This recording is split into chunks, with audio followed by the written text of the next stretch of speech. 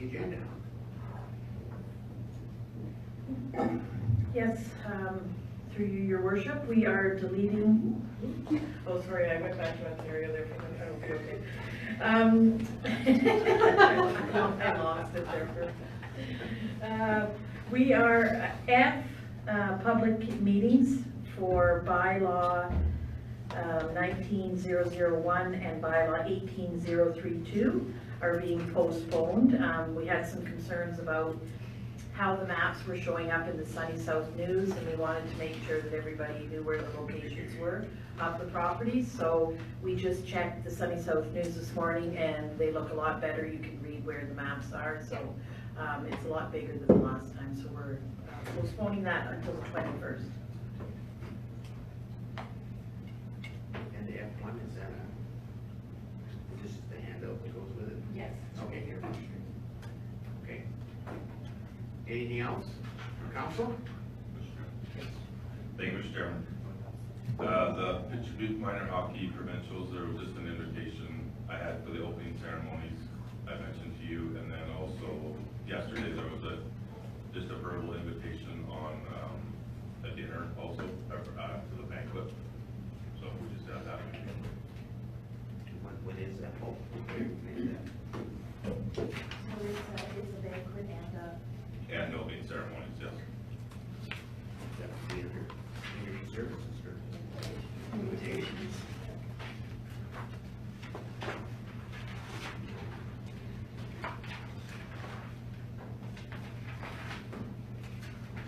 Okay.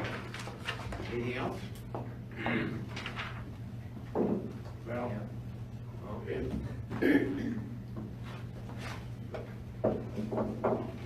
if I may I? Well, I guess. Oh, I never heard you.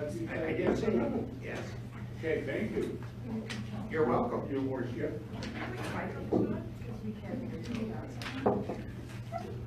So now we are talking about the invitations or whatever, and I would like to have on now there, April the 5th, the Pittsburgh School fundraiser have their, the big day, April the 5th. And personally, I feel that hopefully as many council as possible can be down there. It is, providing a hell of a service for the county residents for what they plan on doing down there. So I strongly urge that the offer. So And I have tickets available. So, we could, that's okay, we'll just, you could tell us all about it then. On April the 5th. Yeah, but I thought to get it out of the way early. No. But you're absolutely right, Mr. Worshipping Mr. Whatever. That's a good one, worshipping Mr. We do have a Okay. Yeah. Anything else? Bob? Bob has a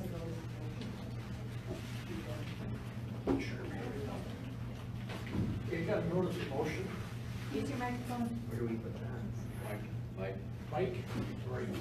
Do that now. No. I don't think we've approved the agenda yet, have we? No. No, that's. No, so maybe hold off and then do it. Yeah. Thanks, Larry. Welcome. Okay. Okay. Anything else?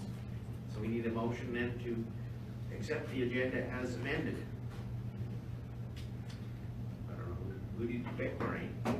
Any people? I don't know, whoever you want.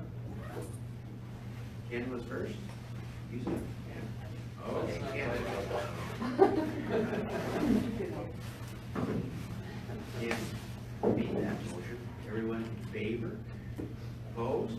Carried. Okay, Bob. Okay. You got a notice of motion? 1 second here, I got this thing isn't working.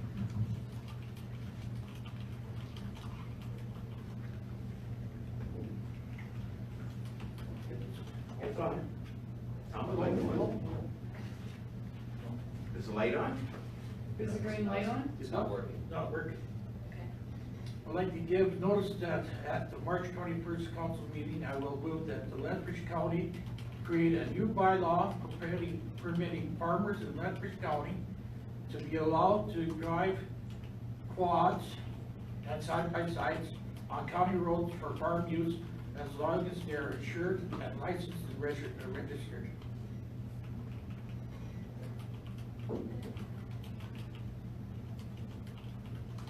Don't look at me. I think we have it for, Yes, we do. Larry did look at this. I'm not saying nothing. Yeah. Okay. Well, we can't discuss it anyway, so. Okay, we don't even need to have a motion on it because it's a notice. Yeah.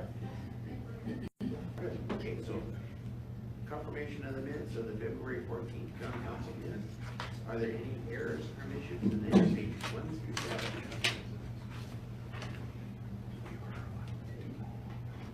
Steve? I'll move the minutes, Mr. Chairman.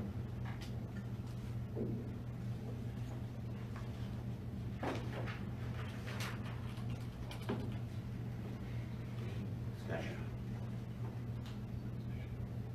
Seeing none, I'll call for the question. Those in favor? Those opposed?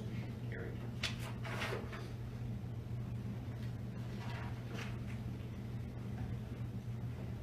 Okay, so let's move down to G1, pages 62 to 76, bylaw 19-004, and then the Village Reform Congregation Amendment to Land Use, Urban Phrase, version of the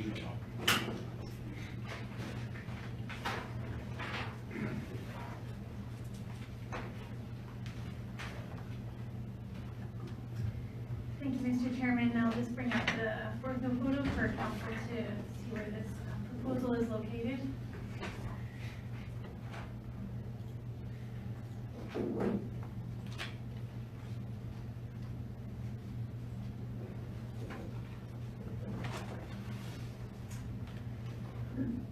So an application has been made to Lethbridge County by the Netherlands Reformed Congregation to rezone the north half of the southeast 2921 west of the 4th from Lethbridge Urban Fringe to direct control. This parcel is located a half-mile north of Highway 512 off of Range Road 21-1, just south of the Pioneer Seed Production Facility, just on Highway 3. The proposed use, the purpose of the proposed application is to allow for the development of a seniors home, nursing home on the property. So it would be similar to what the same congregation has developed south of Picture Butte. There's a similar type of facility located there. Not unsimilar to most of the seniors homes that you would find in any other municipality. So with that, the application was circulated to the county departments and external agencies for review. And we anticipate that the public hearing for this bylaw will be held, and I apologize, it should be not May, it'll be held on April the 4th instead of in May. And we would recommend that this bylaw be read the first time. Are there any questions regarding this bylaw at this particular point? And so they're in that whole area with the church in there. Control too. That's correct. So they're rezoning the entire parcel, so that would include the church and the existing residents that they have on the property. So all of those uses have been included in the proposed direct control. Bob? Now, it won't have any effect on Pioneer Game or any of those other companies around there. Thank you, Councilor Horvath, through the chair. I did, before they submitted their formal application, generally with direct controls, I want them to talk to the adjacent landowners to ensure that there aren't any concerns, and they did, in their application, I do believe they included the list of landowners they talked to. Pioneer Seeds was one of the entities that they did talk to. Pioneer Seeds did have an initial concern with regards to something like this being located to the south of them, but when looking at the site plan for the property and what the use would be, I don't think they had additional concerns with that. it's a fairly low intensity use, and what they do at Pioneer with regards to the storage and housing of the seed and their administrative duties, there's not really any offsite impacts. They recently did an expansion on their property, and so we did a very, I would say, thorough site tour just this past fall. And I would say that the uses will be in conflict. Any other questions? So that would be the same with the land to the south of it then? The land to the south is owned by the college, and I don't believe there was any concerns. They will be getting an actual written notice from the county also, so if something comes up through that, we will hear back from them. But I do believe they did contact all of the adjacent landowners. And is this going to be operated similar to the one at Pittsfield? Just, it's not kind of like a public? No, it would Facility. be privately run through, for the benefit of their particular congregation. It's only open to their members? Yes. Okay. Steve? Thank you, Mr. Chairman. I don't see it in the report, but have they mentioned how big of the senior home, or how many rooms or whatever it might be? I do believe when I looked at the phase one, and it will be, when we bring it forward for the public hearing, all of the information will be included. They did provide a site plan. I do believe they had proposed 15 units for their first phase, and then expanding to, I think, they would probably double that into future phases. How about, Now, where will they be getting water, and will be septic tank all the way? So, Mr. Chair, and I would just suggest, we will talk about those Okay, things sorry. at the time of the public hearing, once we receive all the comments, and I'll detail that in my report. okay, Ken? Sorry. I think somebody should, yeah. Okay. I make a motion that we give first reading to the bylaw 19004.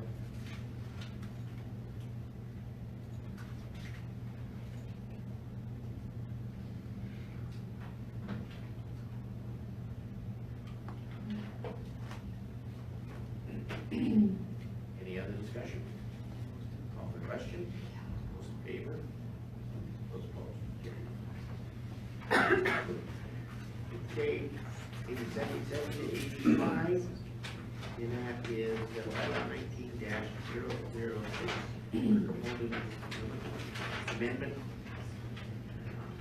amendment to land use bylaw from direct control and Lethbridge urban fringe.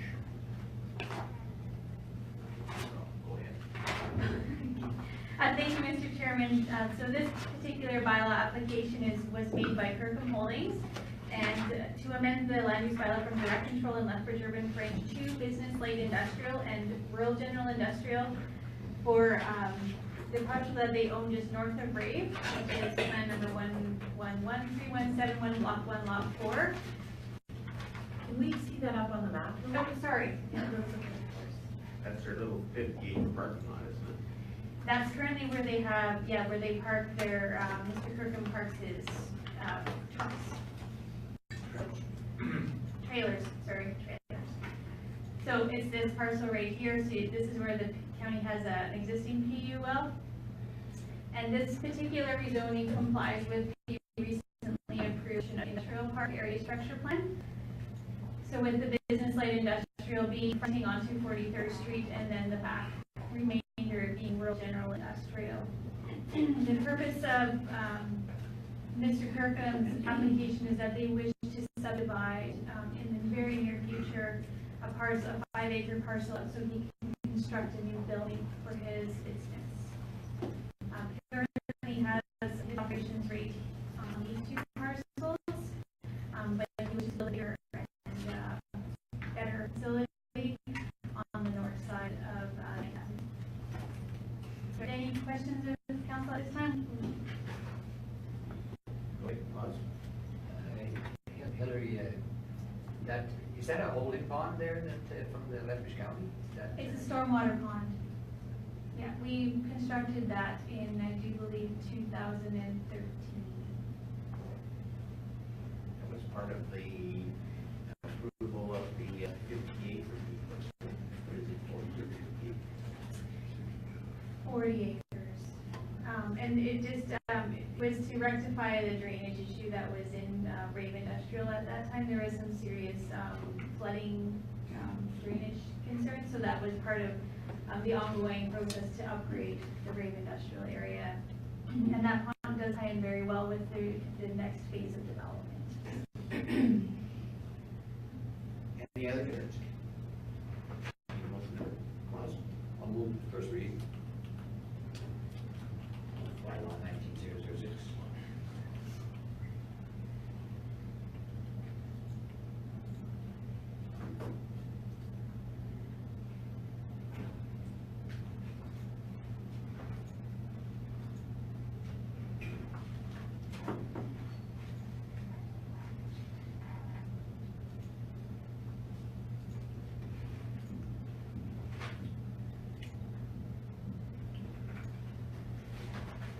Any further discussion? Call for the question, all those in favor, those opposed? And number 3, bylaw 19-009, amendment to the Lethbridge County Noble Municipal Plan. First reading, pages 85 to 96. Thank you, Mr. Chairman. So this bylaw 19-009 is to amend the Lethbridge County Nobleford Intermunicipal Development Plan, amending the existing bylaw 1388, which was approved in 2012 by County Council and the Council of Nobleford at that time. This, in the fall, we met with the town of Nobleford to discuss reviewing the plan. We had said in the existing IDP that we would review it every 5 years just to ensure that it was up to date and see if there was any concerns. So we did that in the fall. We met with the committee members to discuss any proposed changes, any concerns that had come up with the plan. For the most part, the plan has been, I think, working fairly well. There was a couple of things that were a cause for concern. One was the regarding the manure application, that we had some policies in the IDP that restricted manure application in the area within a half mile of the town of Nobleford. In discussions with the NRCD and just internally, it was discussed that that policy could not be actually implemented appropriately by the county because it's not within our jurisdiction to do so. And so we had a couple meetings with the town about that. They had some concerns. They don't really want manure being spread right next to the town. But I think at the end of our discussions and through the policy that we developed, that it was understood that we had to, it wasn't our authority to have that kind of policy in place. So we did provide Steve Hardy and Ryan Dick, planners for the Old Man River Regional Services Commission, did draft some new policies that have more a softer tone to them, and that we will work with landowners with regards to manure application as it in and around that boundary in the town. So that's the first, one of the major things that we discussed and that we're proposing be amended. The town council has reviewed the proposed amendments, and although they haven't gone through first reading yet, in principle they have agreed to those changes. And from what I understand from Steve Hardy is that they would bring their bylaw for first reading at their next council meeting, which I do believe is March 16th. So those amendments are included in your agenda package. On page 93 is where we're proposing those changes. And like I said, it's just changing it so that we don't have that where the county is enforcing something that we can't enforce. And so landowners would be able to apply manure to the soil in that area, but we are saying that if the landowners wish, we could enter, or we work with them, there could be a memorandum of agreement to ensure that timelines are being met, maybe even times a year, in terms of ensuring that there's very minimal impact to the town. So the other things that were changed in the IDP that we're recommending for changes, that is the approval of the South Saskatchewan Regional Plan and the Modernized Municipal Government Act had some changes that needed to be addressed in the plan just to ensure that it was up to date with those two provincial documents. Because we know now the IEPs are not voluntary, they're required, so that was something that needed to be addressed. And then adding some language around certain policies to match up with those two documents was required. And lastly, we did have in the county itself, we had some inquiries from the landowner, Mr. Obereen. He owns Precision Cabinetry just off of Highway 519. For some reason in the original plan, and I can say that I wasn't here when it was created, but it was designated for residential development, and instead of like a highway type commercial. So we talked about that with the town also, and they were in agreement that highway commercial would be more appropriate for that area. It's a low spot. It's not necessarily good for residential development, and we had some policies about that could be commercial in the future. They would have to apply for that, of course, and that they would change their access from coming off of 519 and putting it onto the range road instead. So I guess there's some concerns with traffic in that area with regards to the in and out. So those are the three main areas that we discussed at the committee level and that have been recommended to the whole of council for approval and first reading today. Any further questions? So, if I may, Mr. You may. Last week, one of the adjacent landowners were in the friends of what Noblefort would have liked seen in there for manure hauling. So actually that, he thought that the way it is now, he's restricted not to be down there, but actually he can be, I guess. Yeah, I mean, we just found that in the way the policy was written originally was that there would be a manure exclusion zone, application zone around the town, and that the county would enforce that policy, which we can't technically do. So, I mean, they could do it now, outside of us approving this, outside of council approving this particular policy amendment, if they so choose, and working with the NRCB on that.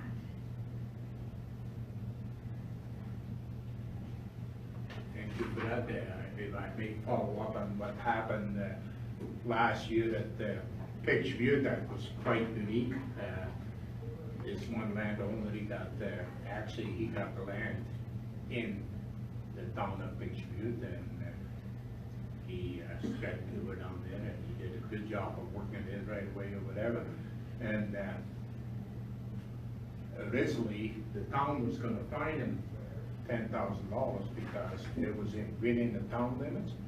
However, they probably had a discussion and they saw through the whole thing, and they, the town of Pitchview, the council down there, decided to allow it, and as long as they work it in within the day or whatever, you know. And I think that's a good philosophy to have on these towns, because just remember why are these towns there? These towns are there because it started with the agriculture. And this is the way the town council will look at that. And hopefully Noblefort kind of looked that way too, added that way too. Yes, yeah, that's how, when we had our last meeting, that's how it came up, that they understood where our jurisdiction lay and what was probably reasonable to ask of the agricultural community in that area. So I'm just a little confused. 6 years ago when we did this,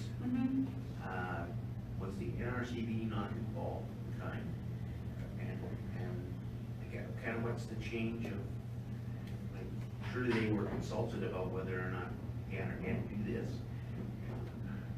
Yes, Mr. Chairman, and having not been here for those particular discussions nor the approval of that bylaw, I would have a hard time telling you why it happened. All I can say is that there have been staff changes at the NRCB since that time. So there's different people who are in charge that weren't there before. I'm sure they were consulted at that time. I have no doubt about that. But just the interpretation of the policy and how the NRCB works. It was, that's, I think there's probably just that change, that shift in probably people, and how the policy would be applied. But we've been told clearly by the NRCB today that it's their jurisdiction for your application, not the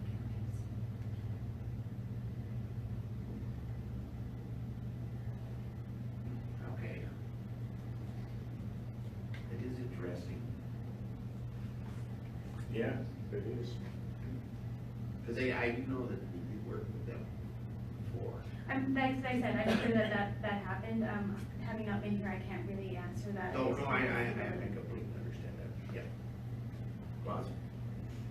Well, I think this all came about, this was 2002 that the NRCB was created. Yeah. And I think that to avoid all these kind of things, everybody, every county and MD were making their own laws, bylaws and stuff, that the NRCB took over everything at that time under AOPA, and that from there that everybody in the province was treated equally in that matter. So I kind of I applaud that you know, that the NRCB is in charge of that, and then that's another headache less for us as a county.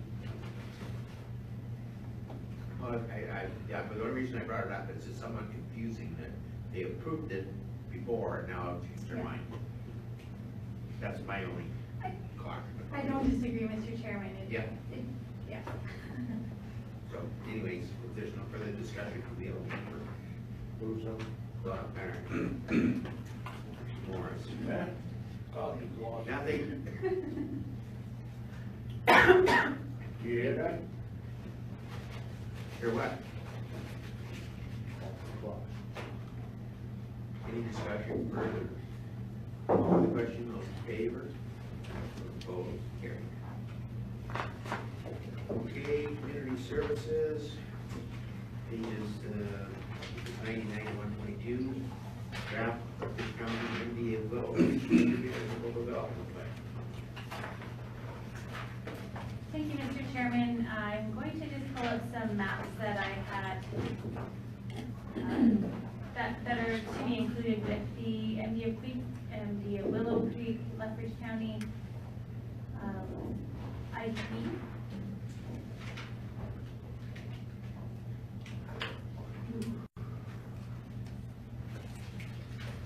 Just so that you can visualize what we're talking about here.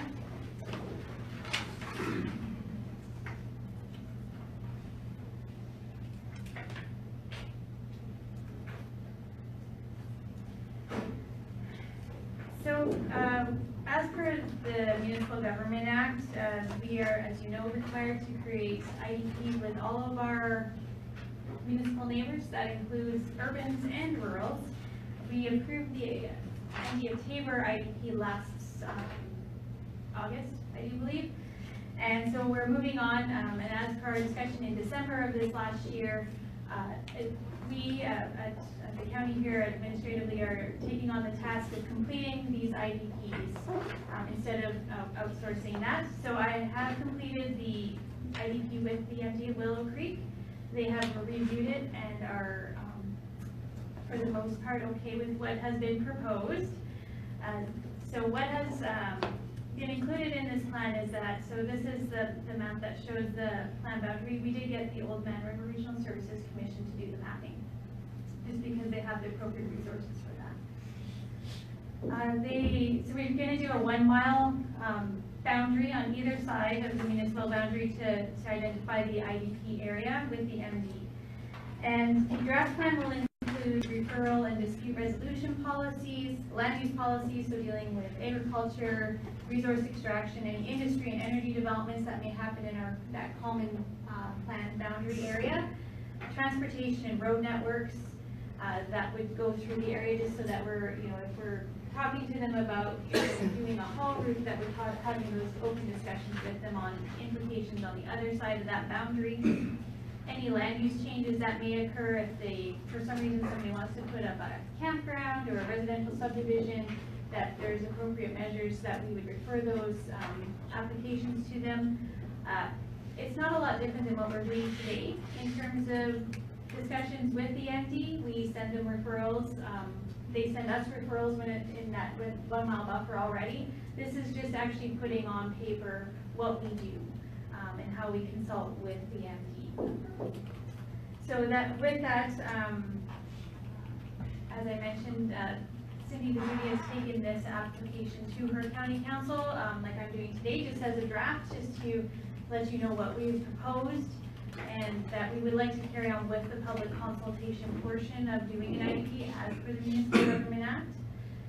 We would like to have the open house set for March 21st, and it would be at the Monarch Community Hall, because that's the closest area that we could come with the MD. And, what did I say? Oh, sorry. I was thinking of. 25th, March 25th, it's a Monday. Okay. It's a Monday. Yeah, that's what I was saying, we're not here for. So that, having the open house provides that opportunity for landowners who are in that general area or who are interested to come and, you know, see the maps, see what the plan says, and see if there's any impacts to them. So this, I'll just go through the maps that I have here so that you can see what they are. So this is the plan boundary map, and then we have the land use map.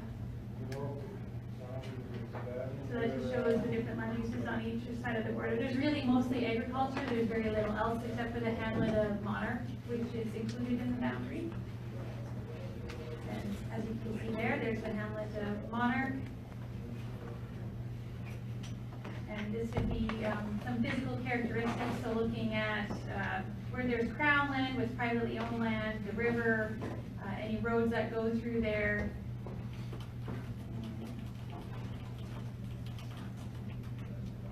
There's the road network map, so it is showing, I got deleted out of that one. So the roads that go through the plan area.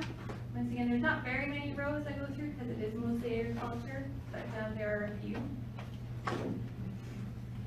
The confined feeding operations and also the Lethbridge County exclusion area for confined feeding operations. They don't have one in the MD, they just have policies in their MTB with regards to exclusion areas. They don't have a physical map, so that's why it's on one side, not the other. And then natural characteristics, and the last one is historical resource values. Now, Ms. Bazuti had concerns with including these last two maps in the IDP. I'm not sure why. They don't really do much for the plan. You don't need them included. They're just ones that we have typically included in our IDPs in the past. So her council and administration have requested that they not be included in the IDP. So I don't know if our council at this point in time has any concerns with them, or if it matters to you one way or the other. Like I said, they don't add a lot of value. They just provide a visual as to where these natural significant areas or historical resources may be located. Go ahead, Ann. What is specifically is the objective in having those in? I'm just curious. I wasn't given a very specific answer to that. I just received an email saying that when she reviewed it with her council, that they, or with the council there, the MD, that they wanted them to be removed. From what I understand is that they don't feel that there's a lot of value to them, and that they're somewhat arbitrary in their location because they're under the those provincial entities. So that's the best I can really express why they don't want them to be included. Thank you. Steve? Thank you, Mr. Chairman. Could you just explain a little bit more what those two maps are? Sure. So this first one, map 6, is natural characteristics, and it looks specifically at environmentally significant areas in a municipality. So the province has created a database. They have a mapping system for the entire province that shows where environmentally significant areas are based on key factors. And it's to the grain of a quarter section. So it's not, that's as fine-tuned as it gets. So generally you would find significant areas around wetlands, around rivers, that kind of thing. So you can see there's probably a wetland up there, and then most of these are along a river. So it's a way that we can kind of say, oh, we need to do a little bit extra looking at this particular parcel because there could be a naturally significant area there that we would maybe want to develop, or if they were to develop, to ensure that they're, you know, maintaining some setbacks to the river, or that they're not disturbing any significant wildlife or, you know, traveling animals through the area. That there's a variety of things. So it's more just a visualization of what we would already have to do. So that's why I say it's neither here nor there. I would have to do this anyhow. It's not like taking the map out excludes me from going through that process. I have the mapping in our GIS. I can look it up very easily. So that's the first one. The second one looks at historical resource values, and as you can see, there's none on the north side of the plan area, but they're all located along the river. So those are like paleontological and archaeological areas of significance, potentially, not necessarily, once again. So looking at, you know, there could be some native artifacts in those areas, more specifically, or original settlement artifacts that could be found. And so under the province, we are required to contact the Alberta Culture to identify whether or not they want us to look into this further, or a developer to look into it further if they're planning a development. So making sure that if they do find something, that they can, once again, meet appropriate setbacks. So this is just a visualization for me as a planner to say, oh, we need to flag this area to make sure that we're doing that. It's something I would have to do anyhow. Once again, I have this in our GIS system. I can easily look it up. It's not something that's hard to do. And every municipality is required to do it. This just is a visual tool to help us do it. Go ahead, Jim. Yeah. Well, there's lots of areas like that around, and anytime there is any development. Yep. Doesn't matter where it's at. That's very true. You gotta get the province involved anyway, so having it on there doesn't make any difference. I mean, they don't want it. And I would say it would be council's prerogative to decide whether or not they wanted to say, okay, we're fine with not including it, because it doesn't matter in terms of, we still have text in the document that says you have to do a historical resources review, and you have to look at your environmentally sensitive areas. Those things are already ingrained into it. This just provides an actual map that shows where it could be located. So I think the MD was just concerned that it maybe wasn't 100% accurate, and why would you have a map that if it's maybe not, it's not to a fine enough grain that they could actually say this is an environmentally sensitive area or a resource area. So I think that's just from what I understand. So the question that comes to my mind is the Cobbler subdivision or Kegler. Taylor, yep. Yeah, that would be identified if it was on a map like this. Mhm. But if it wasn't on a map like this, how would you know? So every subdivision or area structure plan that is presented to myself here at the county, part of what is required under the Municipal Government Act is that they have to complete a historical resources review. So it's kind of a blanket statement, and they will look at and see, oh, well, it's identified as, you know, probably it has a higher, there could be something there, and that's where they require somebody to actually come in and investigate, to do a site inspection.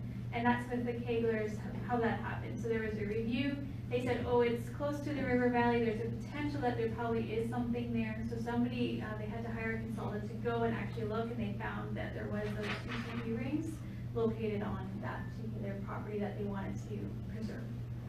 So you could, Yep. so you could really twist that around too in the right wording.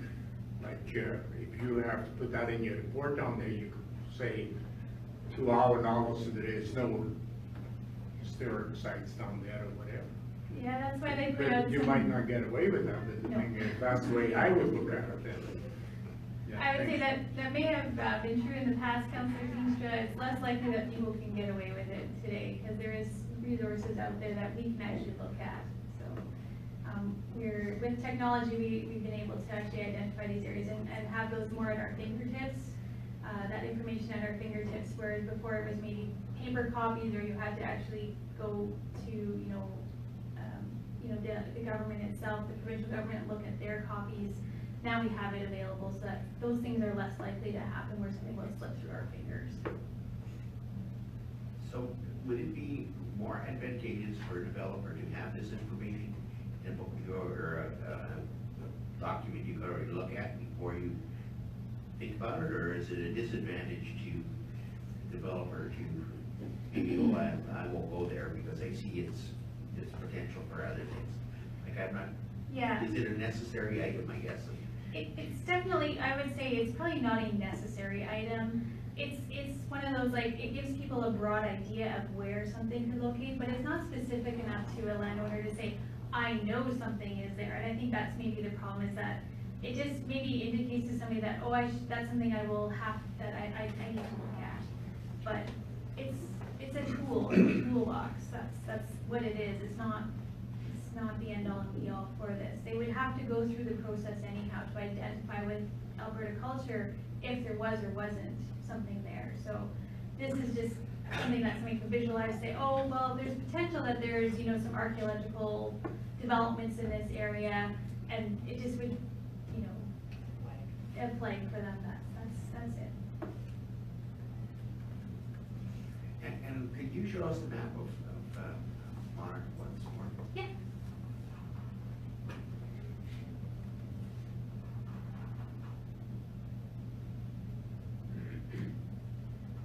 So how close is it to the boundary?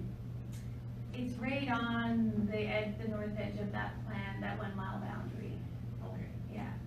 We had looked at excluding it, but in all fairness, it just seemed like we should include it. There's not a whole lot that goes on in Monarch that would be of a concern, I don't think, to the MD. Be careful what you say. But notwithstanding that, I know that the landowner who purchased this parcel is interested in actually developing it, so. Which parcel? This parcel that's on the west side of Monarch. It was flagged in our growth study that we did as a future residential growth area, and he is interested in pursuing that in the next few years, so. Where are the wastewater lagoons? They're over here on this Oh. parcel.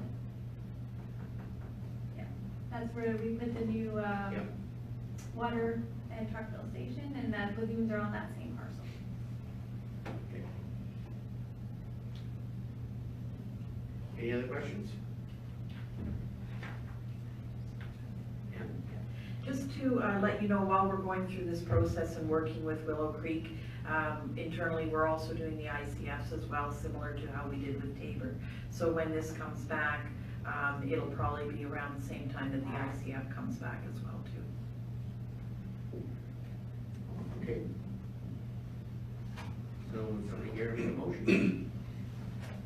That the county director, Bob? Yep. Any further discussion? Call for the question, those in favor? Opposed? Carried.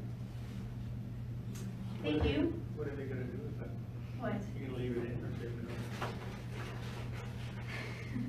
We can, Take it out. we'll probably, we'll talk about it with the MD. If there's no concerns from council, we can probably remove them and it's not necessary. But we can include them in for the open house if we wish, because I'm the one who's setting up the open house. Yeah. Anyways, we hope to see some of you there then on the 25th if you're able. And what time is that? It'll start at 4:30. Okay, thank you. Thank you. All right. Let's move on to I-2, and that is the emergency services vehicle inventory. Rotary Club of Lethbridge Sunrise to Los Amigos project. Larry. Thank you, Mr. Chairman. Good morning, and members of council.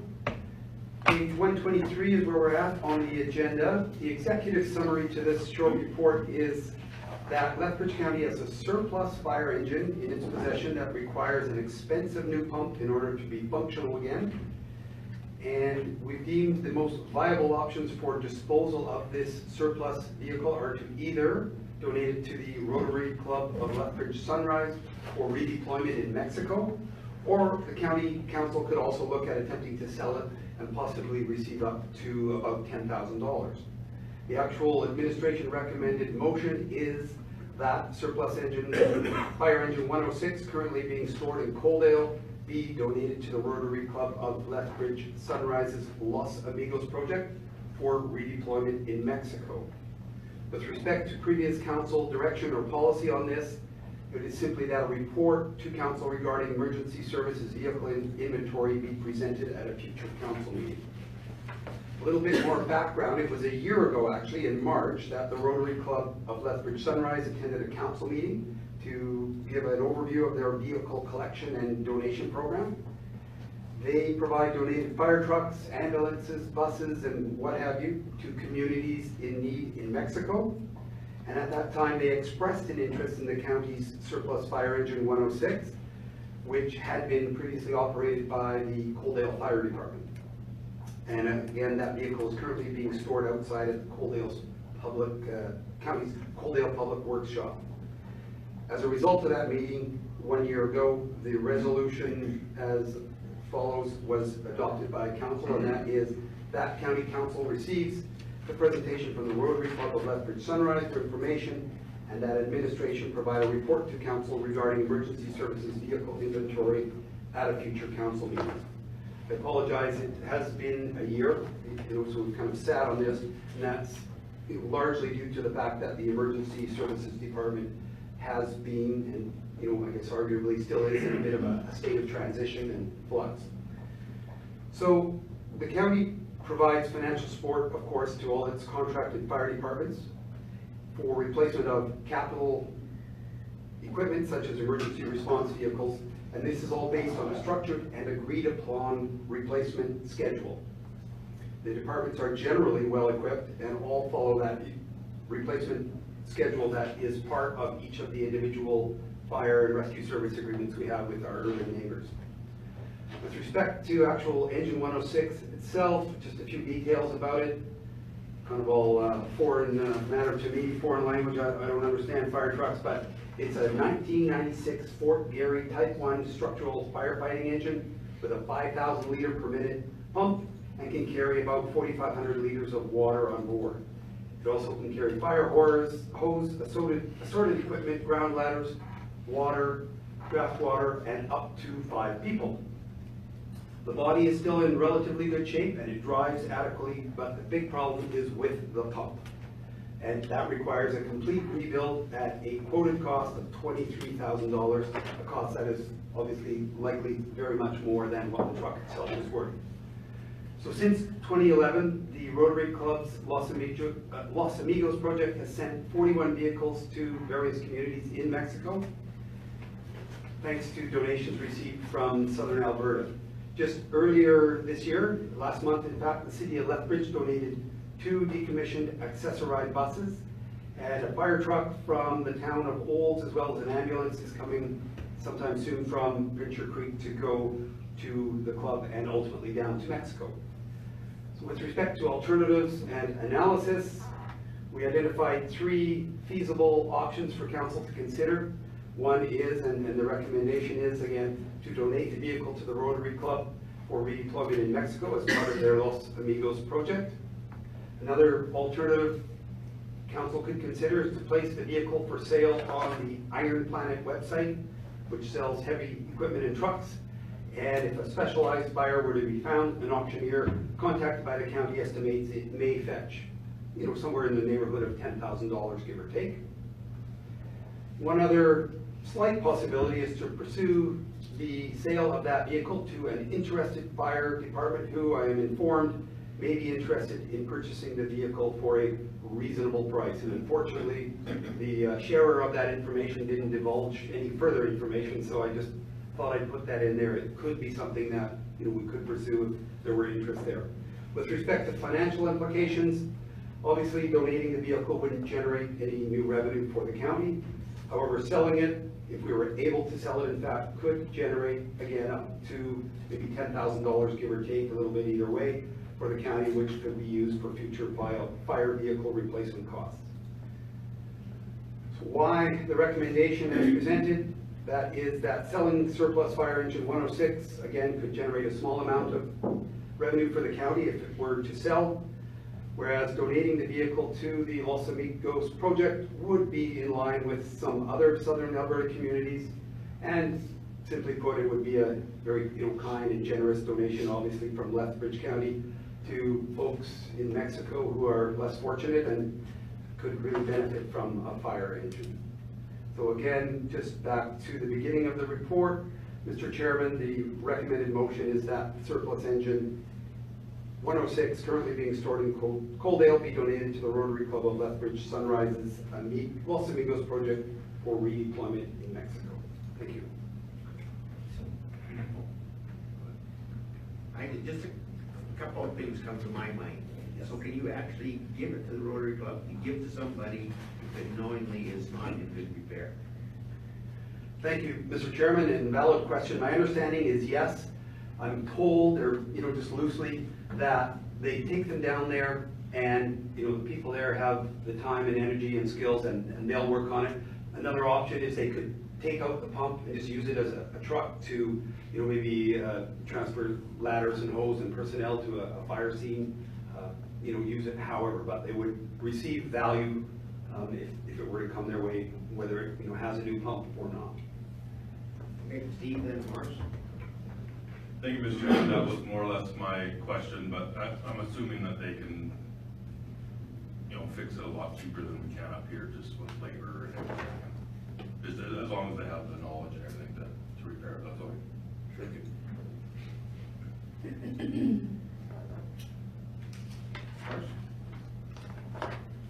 Yeah, thank you.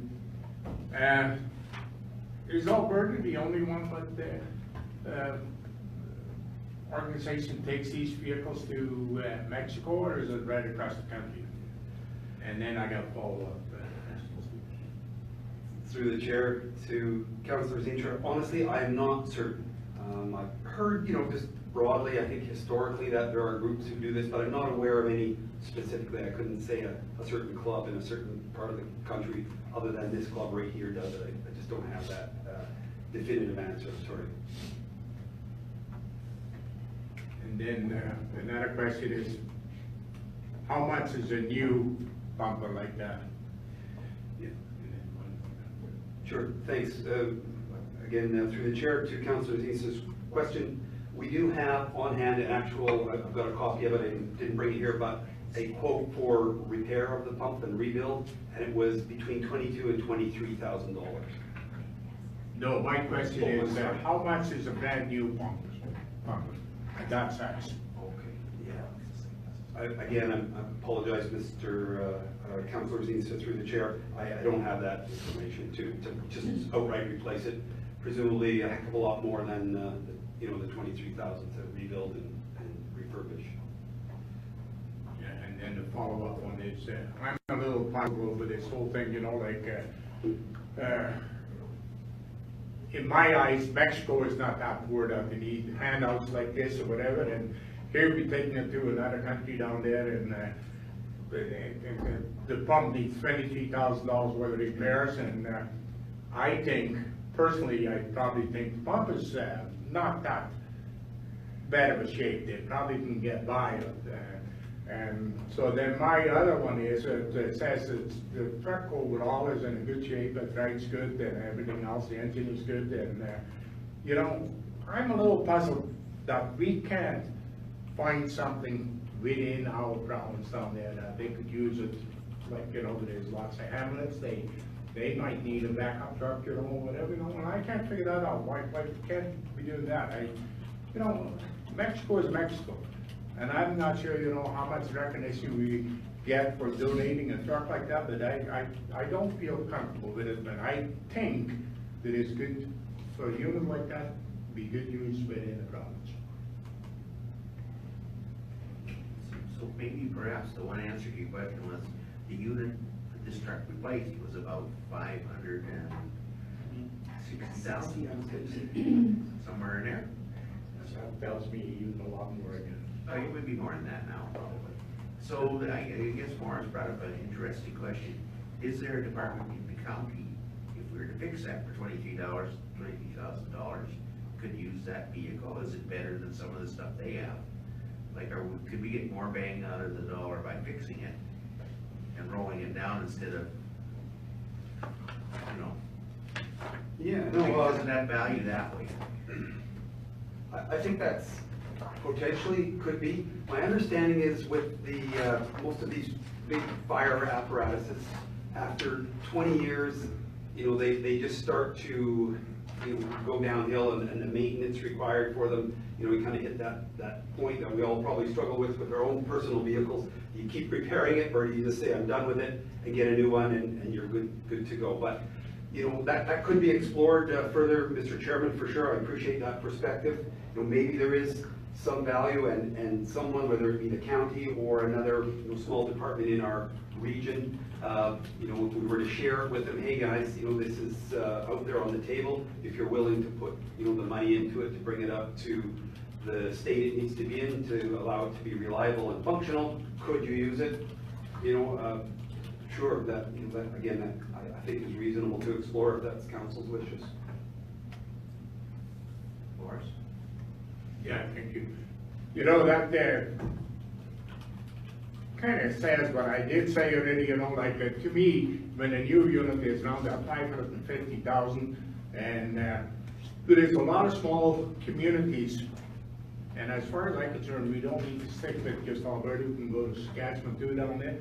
They would be very happy to have a backup unit like that, and those type of places down there, they have a volunteer fire department, and a lot of times they're, well, doesn't matter if it's a farming background or not or whatever, but they're pretty handy in getting things mobile again or whatever, and I think we should be thinking more, hey, Mexico, that's fine, but I think we have a lot of room for that, those type of units in our own country, and especially Alberta and Saskatchewan. That's my thoughts. Just for an example, in my past municipality, we had 2 fire departments, and one went to a lot of calls, and one went to minimal calls, and I know it's different province to province, but to the conversations that the chair and Councillor Zeenstra are making, that is a good possibility, and perhaps we can go back and explore it and bring it back to council. That if they aren't going to as many calls, that they don't meet that standard, there might be a possibility of that. Any other comments? Yeah, and then, Yeah, Mr. Chairman. We can advertise it the same way we do with our vehicles on the other, put it in there and see what comes out of it. That wouldn't cost us anything. We don't get enough more. Rick? Yeah, I'm pretty sure Ann is correct, however, I think the fire underwriter's guide for insurance does have requirements for certain type of maintenance to be done, and once a service vehicle gets beyond a certain age, they have much more stringent requirements for them to upkeep that equipment. That's why it becomes too onerous on those smaller fire departments to keep that equipment functioning, especially when it needs big repairs like pumps and those kind of things, where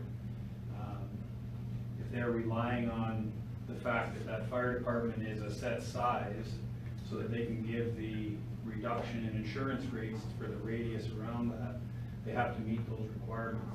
And sometimes you can't rely on a piece of equipment once it's gone beyond 20 years. And that's, in my past, dealing with the fire department in Flin Flon, we had that specific requirement. Once it hit 20 years, for sure it was off our tarmac and off to somewhere else. Some people will take on that liability, but it's questionable. You might find a buyer for it. Morris? Yeah, thank you, Mr. Chairman, and I think, you know, yeah, this whole thing is quite a bit deeper than what I was thinking, you know, down here. I think the problem is with the provincial rules and regulations down there, and I think they're gonna have a pretty hard look at it, because I'm looking at the unit down here, it's 550,000, and here this unit is barely 20 years old, and I know how they kept. They're probably, you know, in a perfect shape because, I mean, roadworthy wise, you know, whatever, it just needs a few little repairs, but it seems to make it so very hard for these small fire departments to able to work with that, because it's a provincial issue, so as far as I'm concerned, we gotta bring this a little further than maybe just our local thing, and I think a lot of small communities could be helped out in that, and I just don't see it. I just absolutely don't see it. Our fire truck was good yesterday, and all of a sudden now, today, it's 20 years old, it's no good anymore, give it to Mexico. Well, that's baloney. What do you think? Claus? Loud and clear, Morris. But anyway, no, I agree with you, and I think that, you know, we should probably even look at in the county itself, what we have here, Barron's, Milford, whatever, that they can have use for one like this, because it's got low mileage.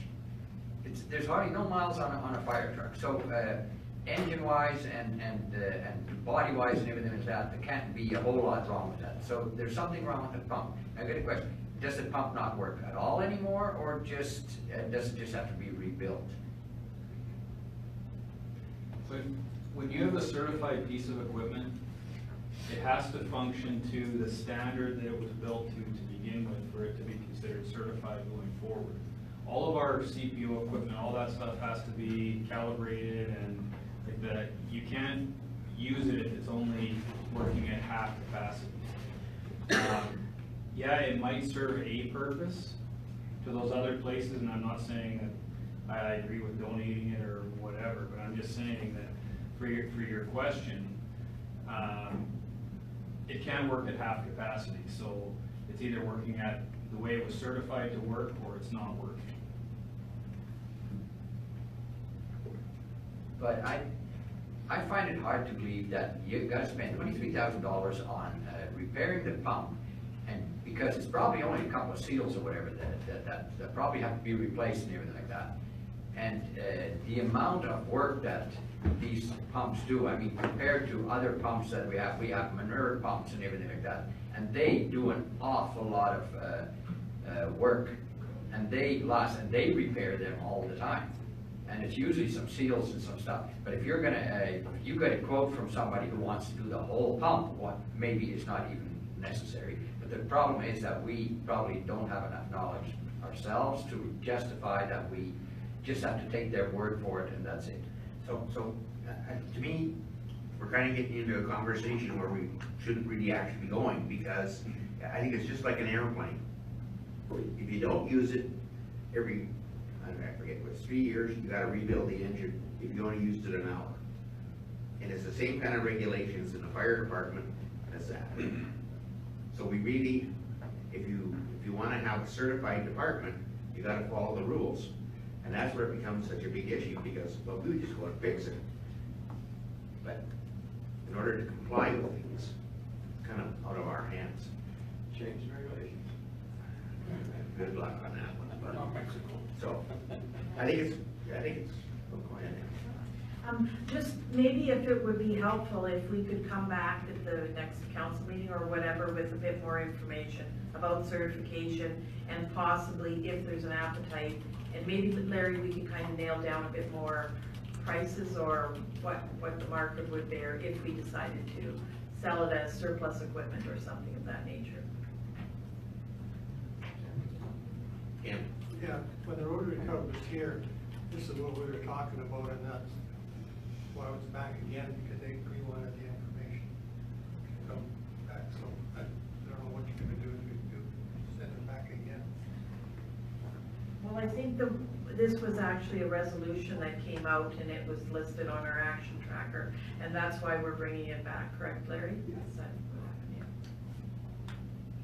So I think you want a choice here. You can either give it away if you want to follow that, or you can ask to have it brought back and see anybody in our department, anywhere needs it, or there's a sale for it, and you'll make your decision based on that. Is that fair enough to everybody? Morris? Yeah, thank you, Mr. Chairman, and you know, that's the other president part, you know, like, you know, it's been putting some pointers out down there, you know, it could be up for sale and somebody will buy it, and it could be as much as $10,000.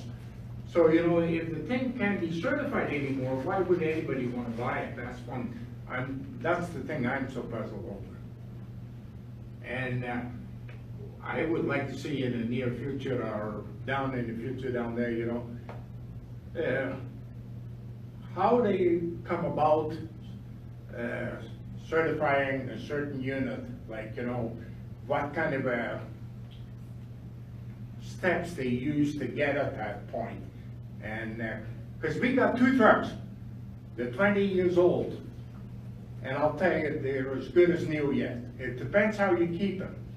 But if you don't do anything, and I know the fire trucks are one of them, they always do a lot of work to them or whatever, keep them in top shape, and I believe they can be to good use to certain communities. That's the way I look at it. That's why that certification deal, you know, the province probably put them in place, but it's absolutely ridiculous.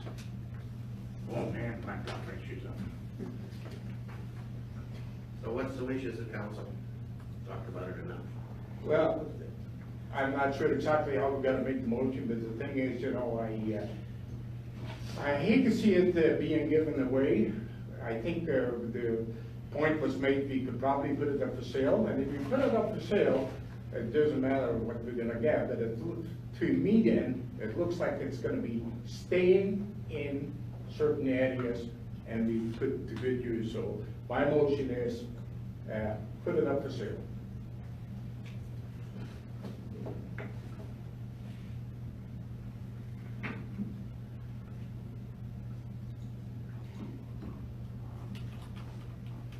You have any thoughts?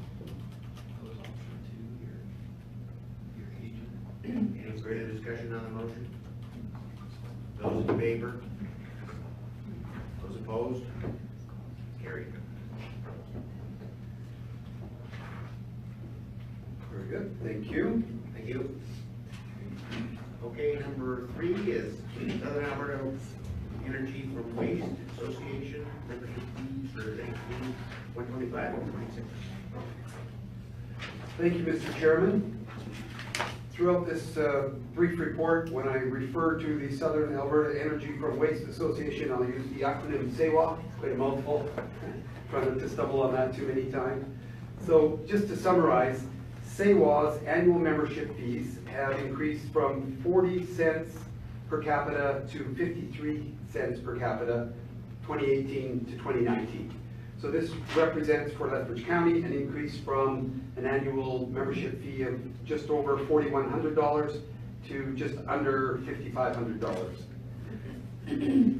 With respect to the program overall, progress in the project that would create energy from waste has been made, but I know there are a number of varying opinions around council and throughout the community, I suppose, even that some feel the progress has been slow in moving forward since the creation of SAWA 10 years ago. And the question is whether or not maintaining membership for Lethbridge County is in the county's best interests.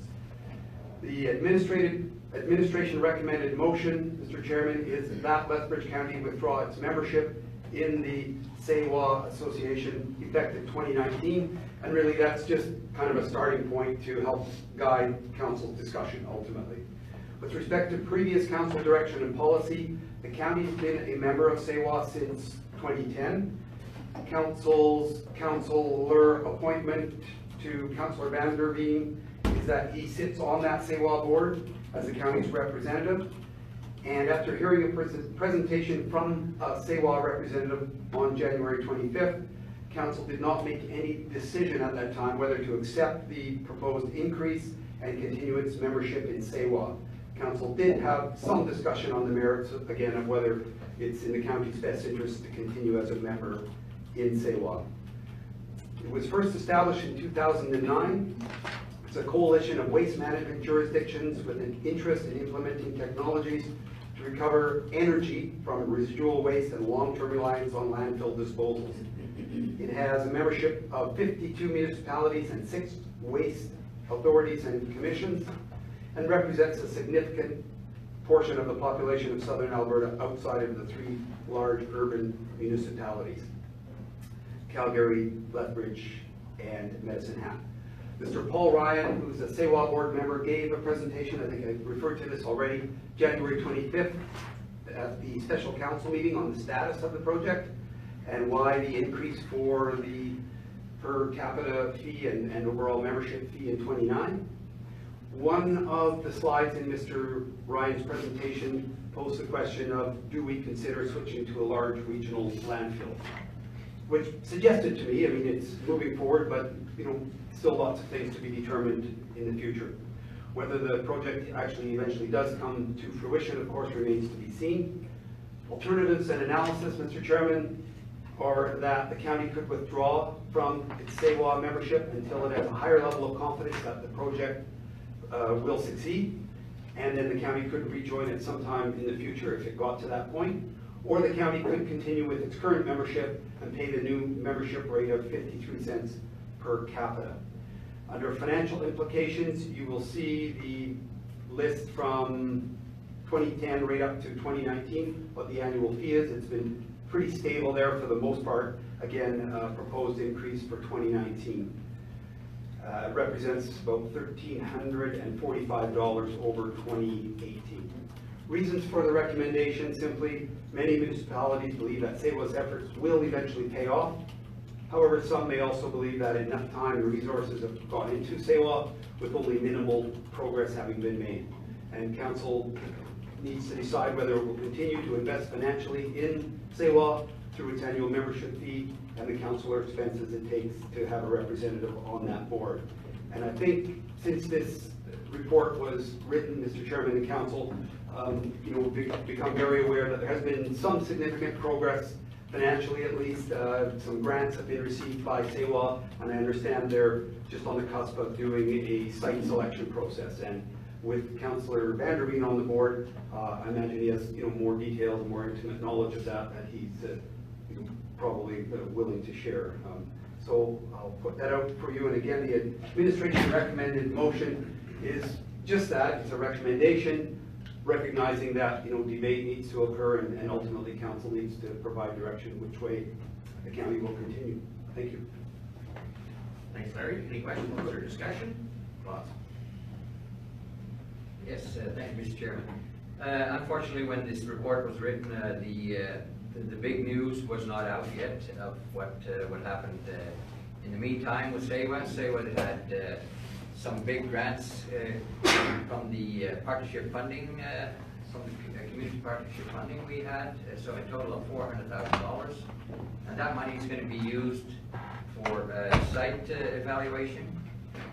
We have, so right now, where we sit right now, it's that CEWA is a go. We are proceeding with the site evaluation, and after that we are going to take some big companies that are have been asked us to get more information on it and are willing to make some big investment in what we are planning to do here. They have looked at several things, and it's several have wanted to put in like half $500 million.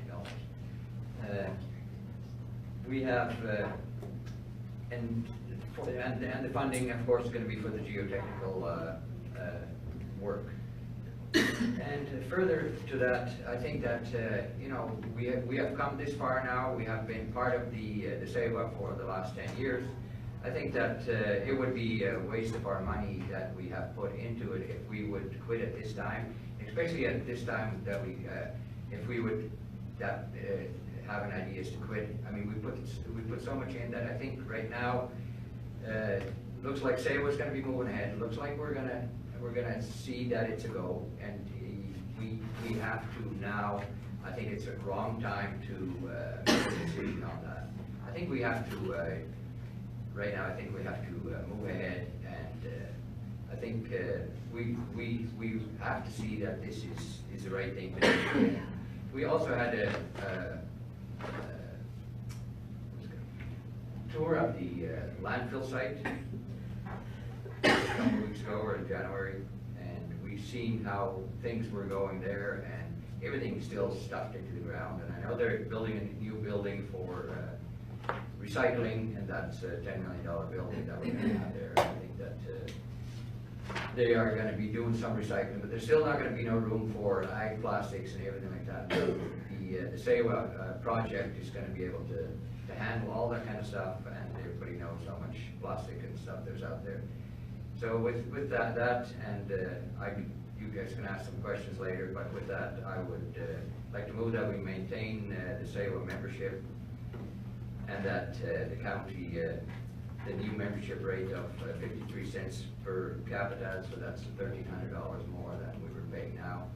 And I would really hope that we would continue with this project, and especially because it's a go-ahead now, and I think you're looking at it way different than that we a couple months ago. Anyone else?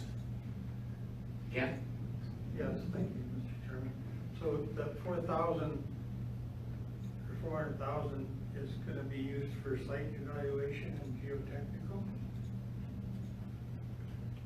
Yes, there is the site evaluation and geotechnical. The estimates are that it's going to be about $260,000, but there is probably going to be a lot more involved. And so to cover the possible expenses that are there, we have applied for that kind of money, and we have received that. And it looks like so. If we have that, we have that. But it looks right now So like you have a site already picked up? we have not picked out a site right now. We have 5 sites, potential sites, and Lethbridge County is one of them. It's going to be looked at like at an economical way of doing things, that we have the least possible trucking where the site is going to be located. And it just depends on, could be more now that this is a go-ahead. There are many counties and MDs that have knocked on the door again, that they want to enter in again with SEWA. So that could change the site. And so if we would get more from Southern Alberta here, could easily be that the site would come down to this area here. Because like you probably know, we need water, we need major electricity, source of electricity, we need highways, we need rail. And so I think we do have the possibility here that potentially could be here if we could get some more people on board here with joining SEWA.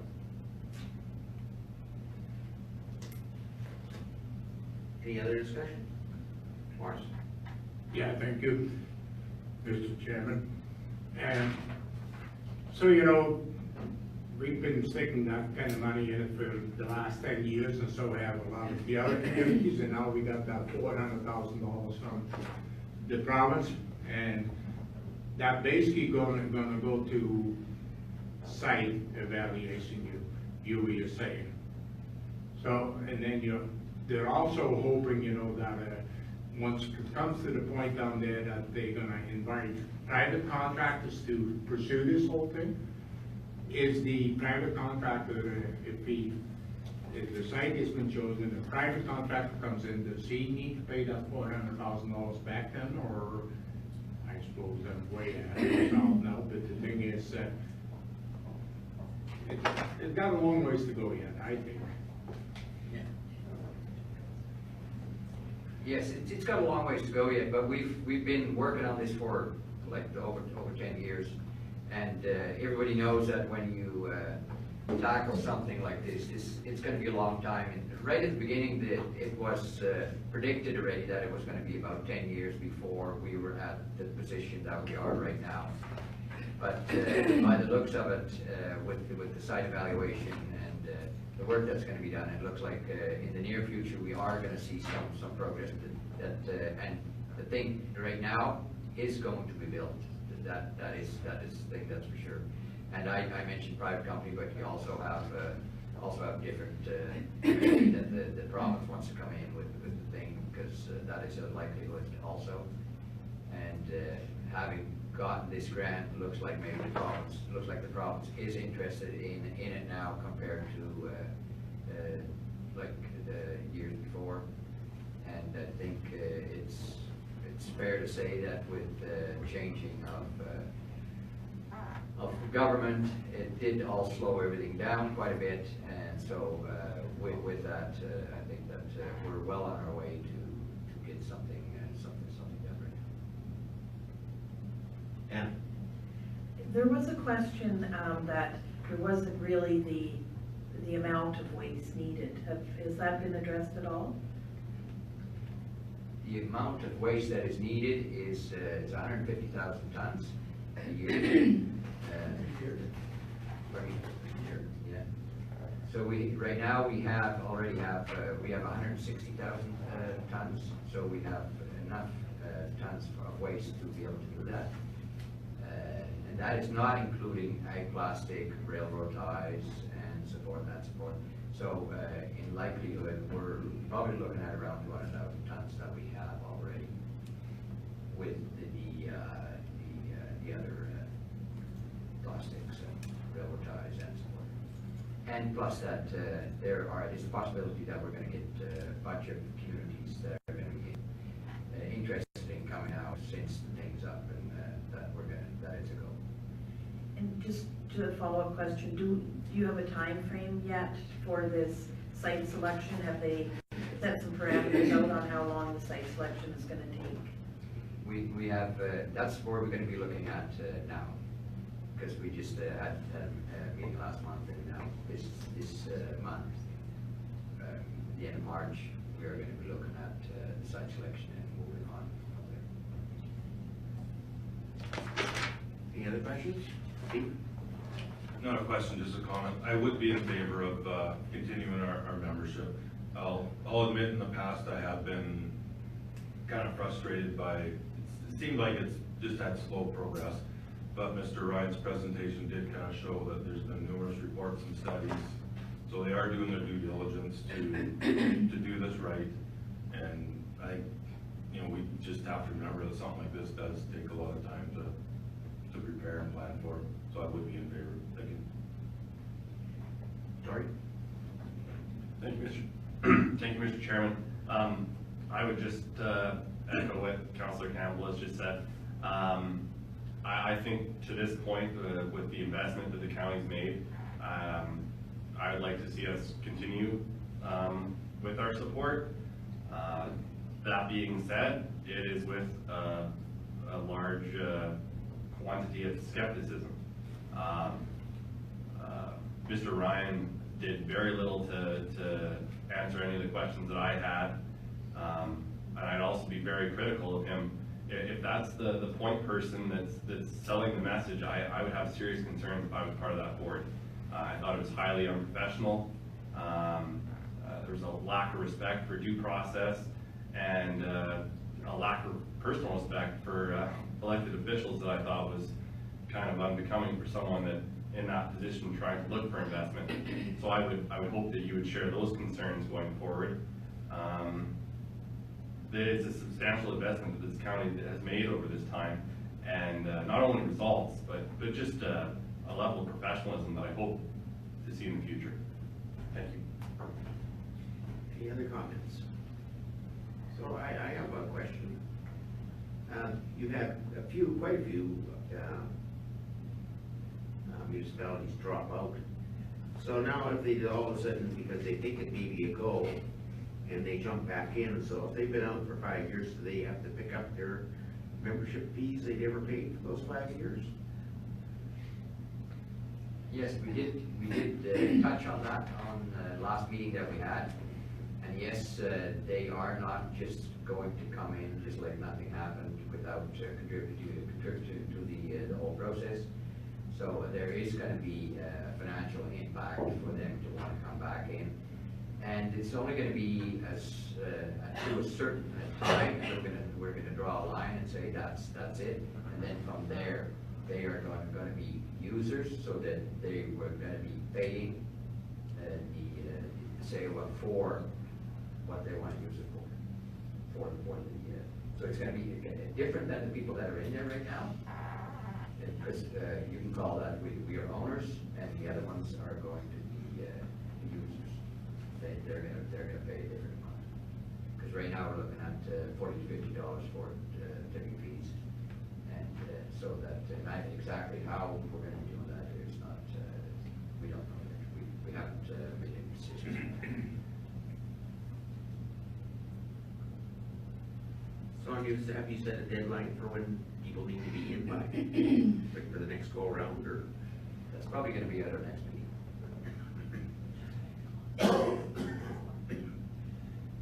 The next meeting is the 22nd of March.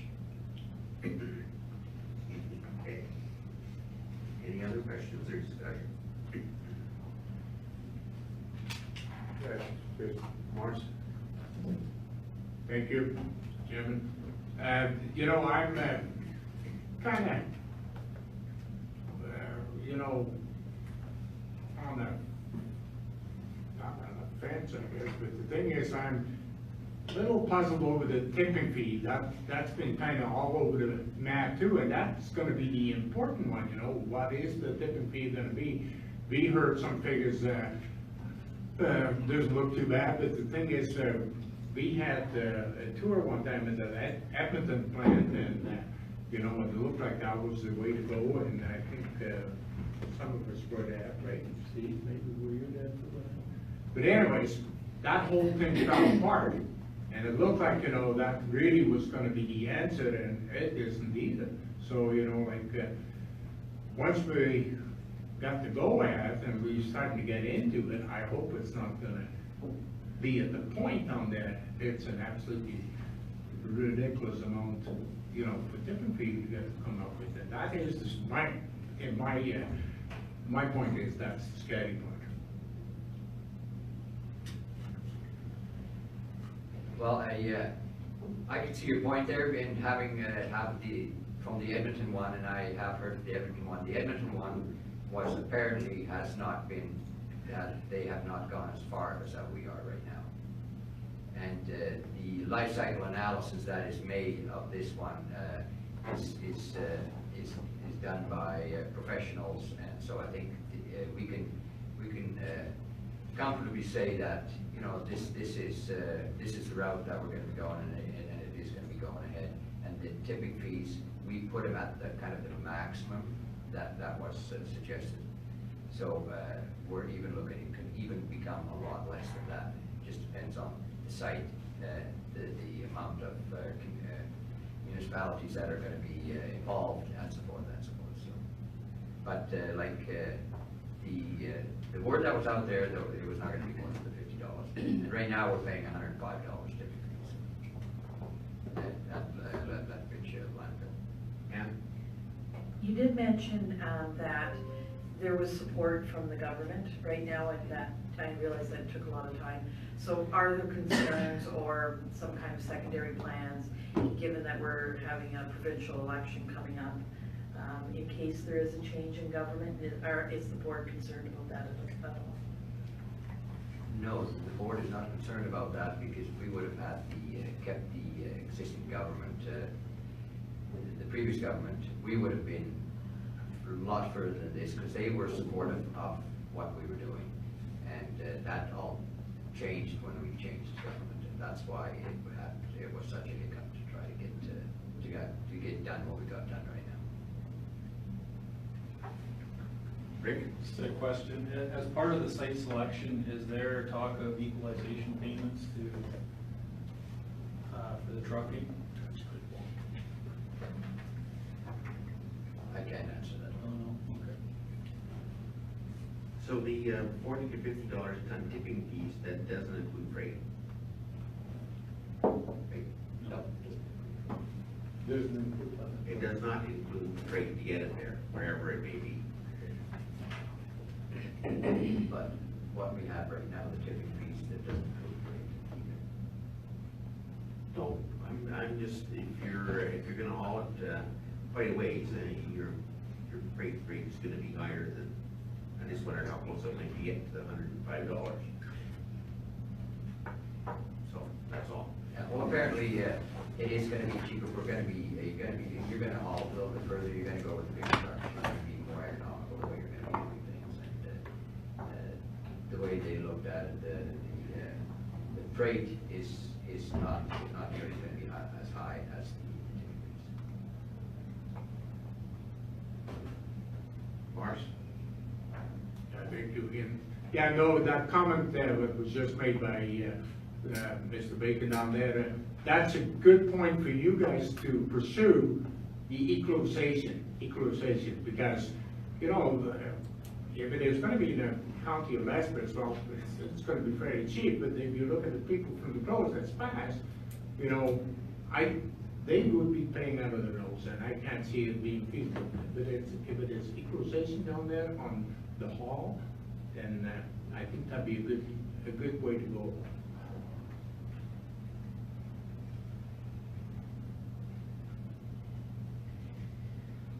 Any other comments? I know the map, goes there, and they're trucking it out. I don't know how far they're going, but they're going up towards Red Deer. Camrose. How much does that charge? How much do they charge? I don't know that. So, I can give you the kind of current rates, we were going at about, say, 150 kilometer round trip. It's about 37.50 it's on per freight. But I don't think we should lose out of mind, or that, you know, when this thing is up and going, it's the idea that it's going to be making money, and it's going to be making money for us, and not only going to be a cost to us.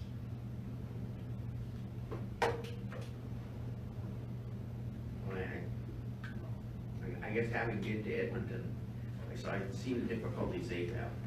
And, you know, the power they generate doesn't make the place run in the right side of the book. So, it's difficult. And Edmonton was one that was looked at a lot, to not make the same mistakes as was done in Edmonton. And that's why I think that we are probably gonna have more economical, and it's gonna be better run facility than. Well, to be fair to that, I think Tori was very good in his comments. I don't think Paul answered the question about how they would operate at a better functioning rate than Edmonton. Like it's kind of very unclear to me as to how they would actually get to that status. So it's a concern. Like, Okay, these are some of the questions. I'll bring these questions forward to the next meeting, and I'll have answers. okay, and so there any further discussion? Good enough. There's a motion on the floor to remain a member and to pay the new rates for the year 2019. So there's no Morris? I'll move that. The clause already did. Got no business to do with that. So if there's no further discussion, I'll call the question. Those in favor? Those opposed? It is carried. Thank you. Thank you, Larry. Okay, corporate services, policy 155, pages 127 to 138, and it is the travel expenses policy. Thank you, Mr. Chairman. So as directed at the organizational meeting, we were directed by council to review a couple of policies, one being the council per diem policy, which will be coming forward at the next council meeting, and the other being the travel expense policy. Since then, I have reviewed a number of different policies, specifically 4 that I really borrowed heavily from in putting this together. As well, we have kept a track over the years of situations that have kind of come up that we wanted addressed in the next revision of this policy. So I have attached the new policy, which is 10 pages long. I didn't attach the previous policy, it was 3 pages, but it is completely different from that policy, so there was really no way to present them separately. I didn't really change so much the concept of the policy, just added some rules to tighten it up and how it's administered. The rates, though, are what is being proposed for changes. So I did propose for the accommodation rates to be changed from 200 to 250 without prior approval, and that just means that the standard room rate would be, covered up to 250, and anything over 250 would have to be approved by your direct supervisor or your designated supervisor. Room rates have gone up, and it depends where you are traveling to, where the conference is being held. Downtown Edmonton room rates are quite expensive, so doesn't really change anything other than the prior approval there.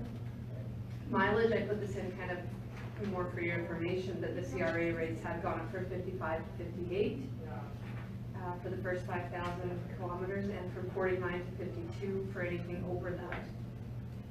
So that is listed in the policy that we are tied to the CRA rates.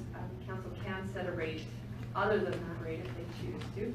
We recommend going with that, as that's what's been determined to be non-taxable, so anything over that rate, and you get into whether it's taxable or not, or you have to start proving why it would be considered reasonable. And then on the second page, meal convention allowances, so proposing to go from 10, 20, 30 for breakfast, lunch, supper to 15, 25, and 40. This is just based on discussions with council, with employees, personal knowledge of what meals are going for out there, and you'd be hard pressed, even in Lethbridge, to get a lunch with a coffee or a pop with it for less than $25 at a restaurant. So that was kind of, and then also supper. When you are traveling out of town, you are typically in the higher cost areas such as downtowns of larger centers, so therefore your meals just tend to be higher than if you are kind of in the outlying centers or smaller areas. So those are the recommendations. The policy, like I said, is quite lengthy, so much that I put a table of contents attached to it so that you can kind of find your way around it quite easily. I won't go through it in terrible amount of detail. Basically, I did add sections for corporate vehicles, personal vehicles, and rental vehicles that weren't so much covered in the other one. And this is more to do with a lot of insurance requirements. People don't realize that when you do use your personal vehicle, you should be letting your insurance company know that you are using it for business travel, and depending on who you're with, there may or may not be an extra charge associated with that, depending how much you use it for business travel. And then some requirements surrounding rental vehicles and the requirements for insurance there. That mostly you would waive the insurance requirements and purchase for a county function, but there are situations where you wouldn't, and that's detailed there. We put in some parameters around air travel. It was pretty loose before, so basically for all of accommodations and travel, kind of that, we'll pay your basic standard rate, your economy fare. We'll cover those basic fees. Any upgrades, including with rental cars, we'll pay for a basic car. Any upgrades, any seat upgrades, you're responsible for. Any room upgrades would be on your own dime. If you want a fancy suite, by all means go ahead, but we will only cover the standard rate. Some stuff about medical insurance and cancellation insurance in there. The county does provide travel insurance out of the country, but there are sometimes, I guess, depending on health requirements and age restrictions, that additional insurance could be required, so then we would cover that extra cost. Yeah, go ahead. And that's about it, other than the rate changes on page 138, which I already went through on the report. So. 6.2. The county does not reimburse for fuel for corporate vehicle use. The county does. 6.23. The county does reimburse for fuel for corporate vehicle use. Does not for personal vehicle use because you're getting paid mileage and that includes fuel purchases. Awesome.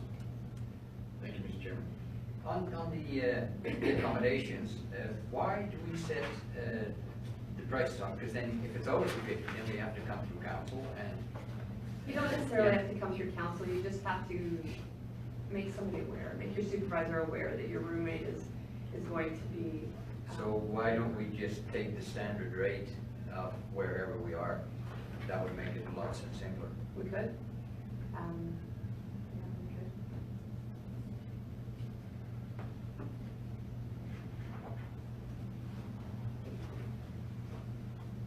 I mean, there could be exceptions, like for employees, perhaps the hotel that the conference is being held at might be a $300 room rate when there's a hotel perfectly acceptable right across the street for $175. So that's kind of where we put that cap in, is because some hotels, depending on the location of these conferences, some of them are quite large conferences, and I mean, if you have a conference, say that's held at the Fantasyland Hotel, you know, there's lots of hotels in the area that would fall under the 250, but the Fantasyland is more than likely going to be over. I'm just using that as an example, but Normally there's corporate, or like a conference rate. yeah, it's kind of just so that we can monitor for budget a little bit and just keep that. 250 is more than adequate in most cases, so. It's just the guy anyway. So I have a couple of questions under rental vehicles. It says it'll only be authorized when it's economically justified. Yes. So it's actually cheaper to rent one than it is to drive your own. And it's economically justified. But- And then the insurance, you're saying now you need to purchase insurance from the fleet rental place? So the insurance is a little bit tricky with rental vehicles. If you use the county purchase card to rent a vehicle, Yeah. that purchase card provides all the insurance necessary. So you should waive all insurance, including collision insurance. And even if you don't use the county purchase card, for those of you that don't have them, you should waive the collision waiver because our county insurance policy covers us for that. But if you're going out of province, then you have to get the collision waiver, unless you're using the county visa, but, it's a little bit tricky. Yeah, if you're gonna rent a vehicle, I would just say use the county visa and you're covered no matter what. Or get somebody with the county visa to book it for you. There's not a lot of people that rent vehicles, I know council might be more of a thing coming forward if it is cheaper to rent. Because I think we're just saying there that, just use the most economical method. If you're carpooling, that might be more, and if renting a vehicle is less, then use that. Just, maybe it would just be helpful to have a little directive that isn't part of the policy, just to tell people about how to rent and how to insure the rental vehicles and stuff. It's like a little fact. Yeah. Yeah. Yeah. Sorry, we did review this with, senior management, and I did have just one. So the visa part in there about being used with visa, that I added in, that isn't in this one right here. I added in there that, Which one, sorry? that if you use the county visa, that you can waive the insurance. So I added that in after, so that's an amendment. And I did also add in an amendment that deals with cancellation costs. So if you have booked a flight, if you have registered for a conference, if you have, and I'm talking you or staff, any cancellation costs incurred, if they're not approved or emergency purposes, then you're responsible for cancellation costs. And that was in our previous policy as well. I just forgot to add that in here. So I did add that clause in here that just says that you're responsible for cancellation costs unless they're pre-approved or emergency situations. So if you just decide not to go, and we've had that happen in the past, right? Yeah. So, and that, like I said, that was in our previous policy. I just forgot to add it in here, so I did add that back in. And then I did have one other section under parking that kind of was a request that we add that parking violations should be reported immediately and would require approval if seeking reimbursement for that, just because if you're in a 2-hour meeting and that meeting goes over and it's a $6 fine, I think that there was a request made to add that there could be some concession for parking tickets only. It's not like you went out and willfully disregarded the speed limit or something like that, like other violations. So I did add that. Yeah. Morris, a question first. Go ahead, Morris. Morris? Yeah, thank you, Mr. Chairman.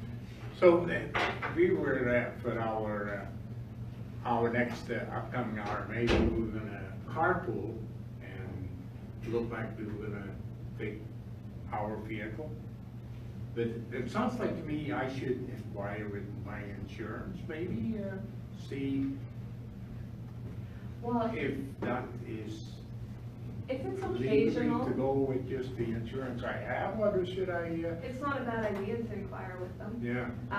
It depends. I inquired once on my own personal, and it really does depend. If it's just occasional travel, I mean, and I don't know how it would work for a counselor because everything you guys do is travel for the county. So in your personal vehicle, it's probably not a bad idea to inquire with them or even just to let them know, because they can say, no, you use it all the time for business and you didn't tell us and we're not going to cover you. So it's not a bad idea to let them know. But people like Les Whitfield, our assessor, who uses his on a constant basis for him, I believe he has an additional rider put on there, but I don't know how much it is, probably $100 a year or something that allows him to use it for extensive business use. Like the occasional conference or the occasional out of town thing like that, that's fine. That's not considered regular business use. Awesome. I'm not gonna bring up that ticket. But, no, because you were saying here with the meals and everything like that, it's pretty hard to get it for 15, for 25, and 40, you were saying that. So why did you set him at that rate? Why don't you set him at a rate that is possible for people to? So I did. Okay. It was just- pretty hard at the current rates Okay. to So I stay within those. misunderstood. And like I said, I've heard from discussions with lots of people that those rates. I did do a comparison with other municipalities that have them posted, and we sent out an email to our user group looking for rates. So the 40 is on the high side of what is out there right now. In my opinion, it's just because they're not current with their rates right now, because I think 35 to 40 is reasonable for a supper, especially if you do get, like, pop, $4.25 at the restaurant down the street, $4.25 for a pop. So they're getting up there, but you guys can adjust those to whatever you think. I think that those are reasonable, but like I said, they are a bit on the high side compared to other municipalities.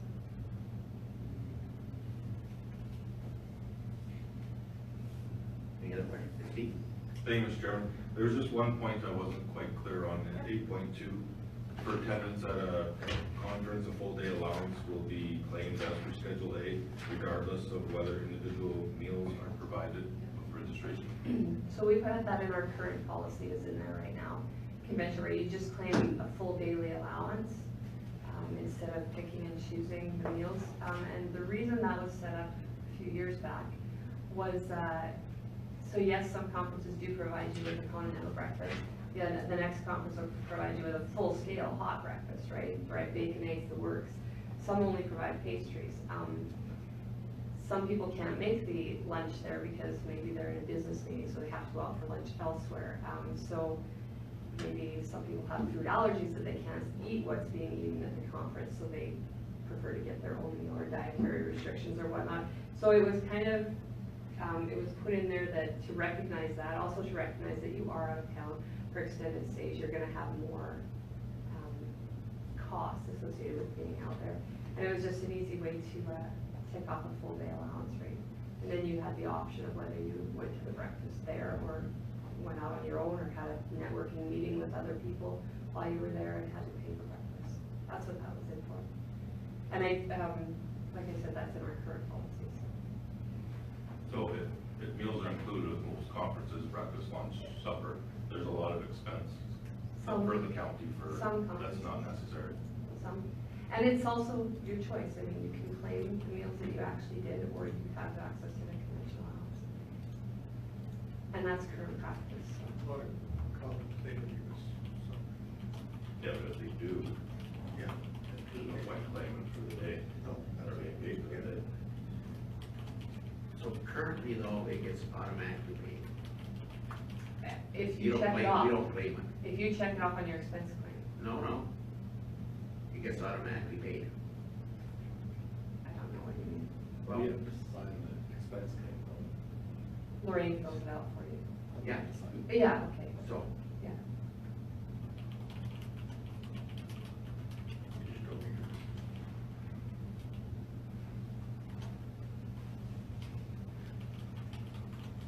And every conference is different, right? And we also Yeah, did they all are. administratively, we didn't want to have to be checking the conference agendas to be like, okay, you know, there was continental, was that really breakfast? Because you wouldn't have pastry, so that's why it was implemented that.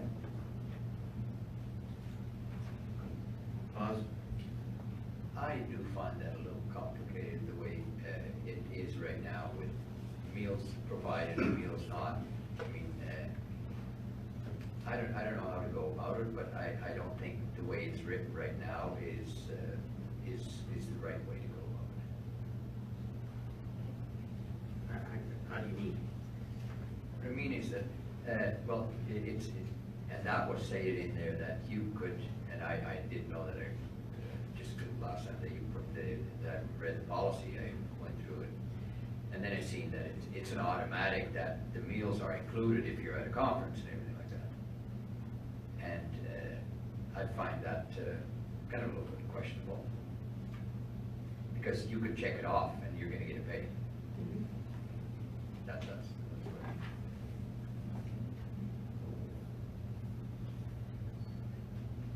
And that's, I mean, that's open for discussion for sure. That is how it's written in the current policy. I didn't change anything. But that is for discussion if you want. But, if I may. Morris? Yeah, I'm not sure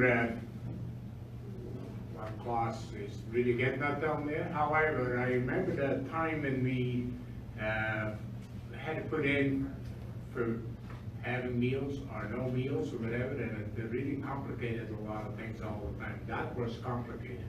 So to simplify the whole thing, they went the way we actually have it in place now. And, yeah, I think Tracy remembers that. It was kind of a nightmare, and we had a previous counselor down on here, and we found out, yeah, quite a bit later when we were on council down there, that he put in for a meal before he came to council. And, well, we thought he had the right to that or whatever, so it was very unclear, and that's why this council, they implemented the way it is now, and that simplified things by quite a bit.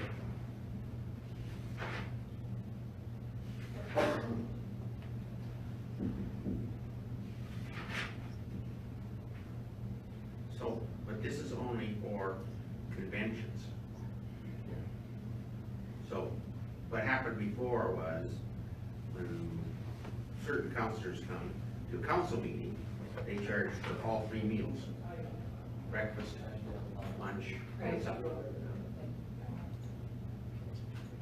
So that's why we went away from that. You eat breakfast at home and you usually eat supper at home.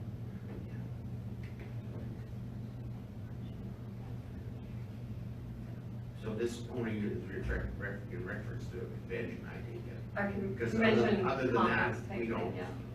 you don't claim for it. And out of town meetings. Well, certain staff members would if they, and you would if you left the night before, you would claim for a meal if you drove, if Yeah. you left at 4 o'clock, something Yeah. like that, yeah. Yeah, Yeah, lunches, if you're on a working lunch, you would claim the lunch allowance, but yeah, you're right, it's mostly to do with out of town travel, yeah. mainly. So the other one is, I guess, to me, is 8.4, and that's the alcoholic beverages. And I figure, I'm not opposed to it, but it says, unless approved under special circumstances by the CAO. So, there are circumstances when, you know, it would be nice to buy the premier a drink. And if the CAO is not around, I guess you pay it out of your own pocket. Okay, yeah, I guess that was more written for staff. I could put CAO slash. No, well, you know, I'm not saying I should approve it either.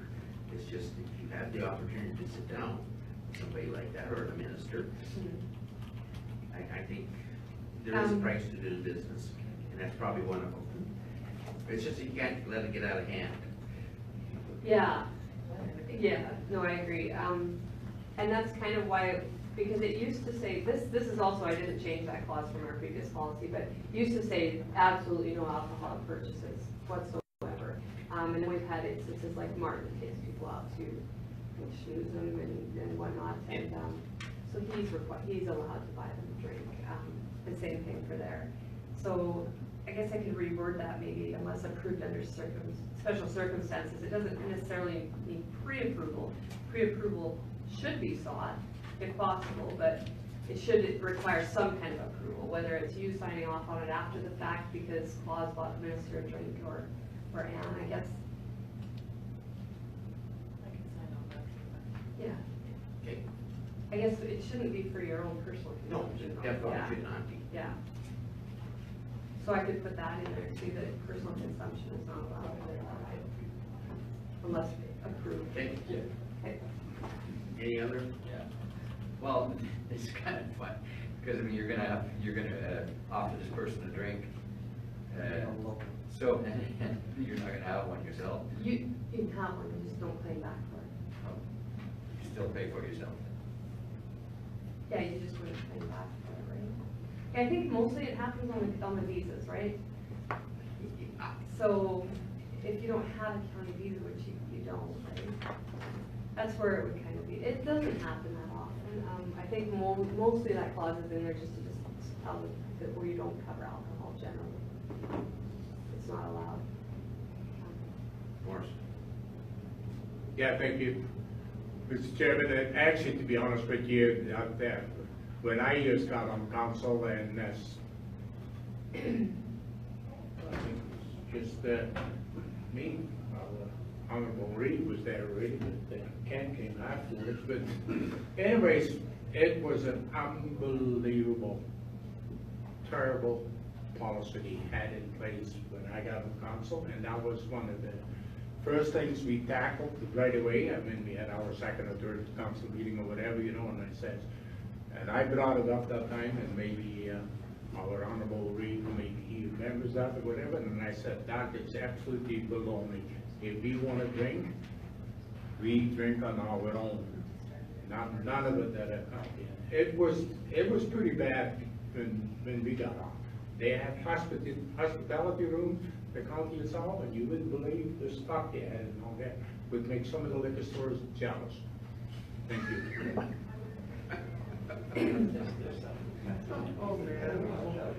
I hope that wasn't on. Yeah, I think we're just following the basic standard that's out there, is that the county funds can be used to purchase alcohol, except under special circumstances. Okay. That's why. Anything else? We would need somebody to move policy 155. Bossy? Any last minute discussion? Senior, yep. Just as it is with 8.2, I wouldn't vote to approve. I just don't agree with being paid for a meal that you don't purchase yourself.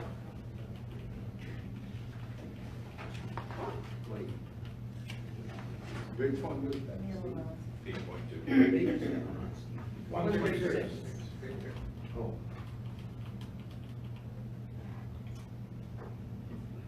Well, I guess you don't have to accept it. When you fill out your sheet, cross it off.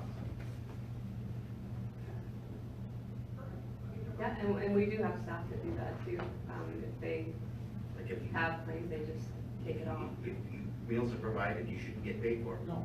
But if they don't provide anything, yeah, you should. Morris?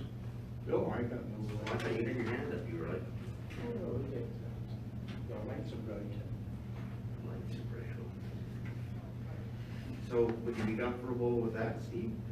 Or do you want it completely gone, or I'm? But it still leaves it open for people to claim, but, I mean, the wording regardless of whether individual meals are provided, that's just, it leaves it open for people to claim for. When you did your research, Tracy, is that kind of common, that 1-day fee? It's not? We were an anomaly? So why wouldn't we change the wording of it then? It says may be claimed if meals are not provided.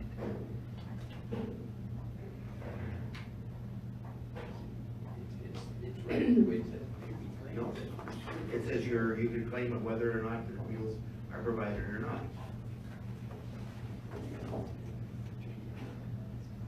I see. Yep. Can you reword it? I could just say, provided meals are not. Unless individual meals Well, however you want to If- word it, but. I mean, if you're gonna do that, then you might as well just eliminate the clause altogether and just claim the meals that you claim. Claim the meals that you eat. Because it adds up to the same, right? It adds up to the same as if you claimed all 3 meals anyways. Yeah. So, You can still claim them, even if you went. You're saying here that you can't claim them if they're provided. well, that's what you guys are saying to change it to, yes? Yeah. Yeah. So if you take this out, without the wording change, you can still claim it. Okay, yeah, I see what you're saying. Okay, yeah, I can just change the wording. Commission allowance can only be claimed for. Meals which are not provided.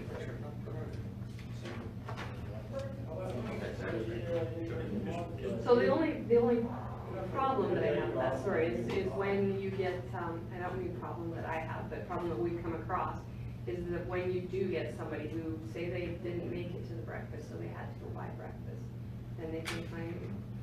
So if I'm the administrator looking at that, saying, you know, I see your agenda here, it says all breakfast and lunches are all included, so I'm gonna deduct that from everything.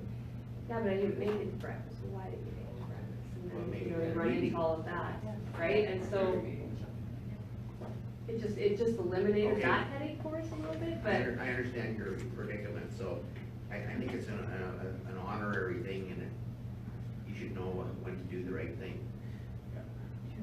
Govern yourselves accordingly. And I could put a clause in there that instead of saying regardless of whether individual meals, I should say provided Individual meals are not provided. you did not eat any of the meals provided or something like I that, understand right? your situation, Yeah. so I guess I would be comfortable leaving it as it is, but make sure that you don't claim for something you don't, are entitled to. Yeah. But I should change that then, though, the regardless of whether they're provided in the registration fee, to something like a full day allowance can be claimed provided you did not partake of any included meals. Otherwise, break it out. So would you consider the finger food at No. WSP? That's not as real meat? food. Okay. I'd say Yeah, like a still full doesn't go- sit-down meal, right? If you had Is a, that, You still didn't go out and pay for a meal though. well, you I may, you may not. But I mean, if you go to the open houses and get food, you're still not paying for a meal. So why claim for a meal? Well, I think the point was if you go up for a meal, even though you went to the open house, you should be entitled to it. Yeah, if you go and spend money Yeah. on a meal, yeah. But if you don't spend money on a meal, but even if you only had an orange for lunch, you're still entitled to a full lunch allowance.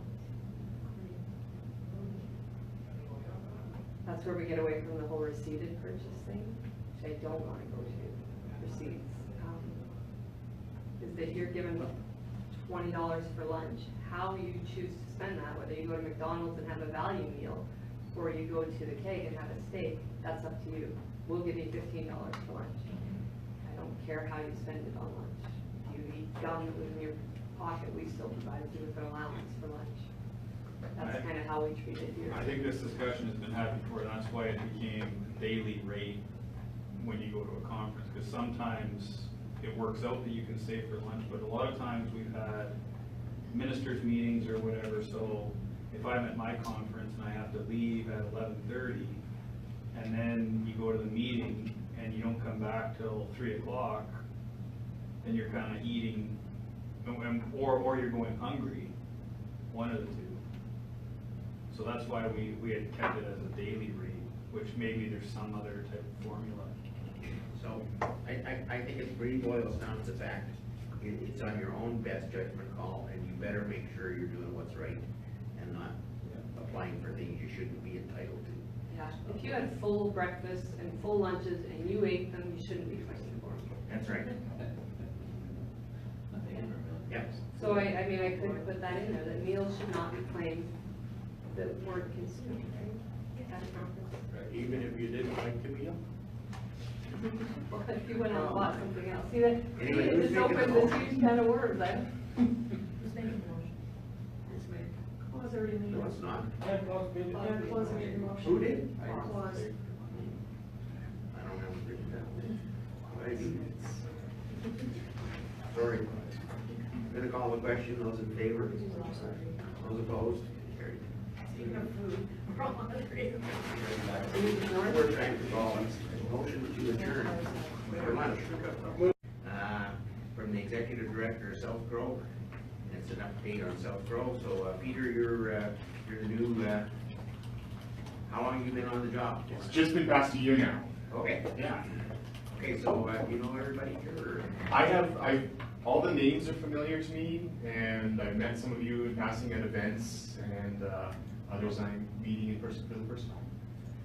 We'll just go around the table. Sure. So I'm Warren Hickey, I'm officer for Division 1 in South Park County.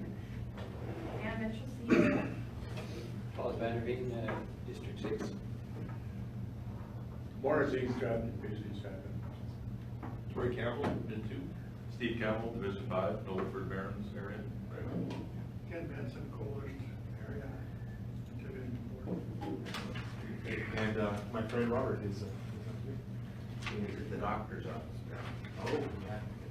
Robert's been up to everything we've done since I came on, which has been fantastic. I always know when I send out to like the Robert's gonna be like, yep, I'll be there, count me in. It's a staple. Good to hear.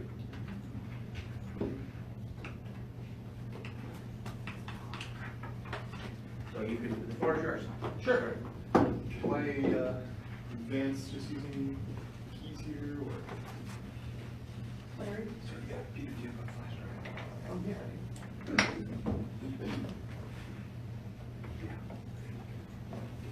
Possibly. What thought he was?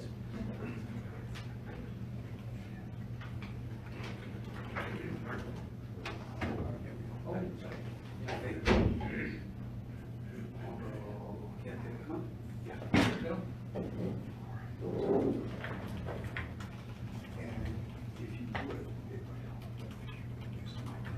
Yeah.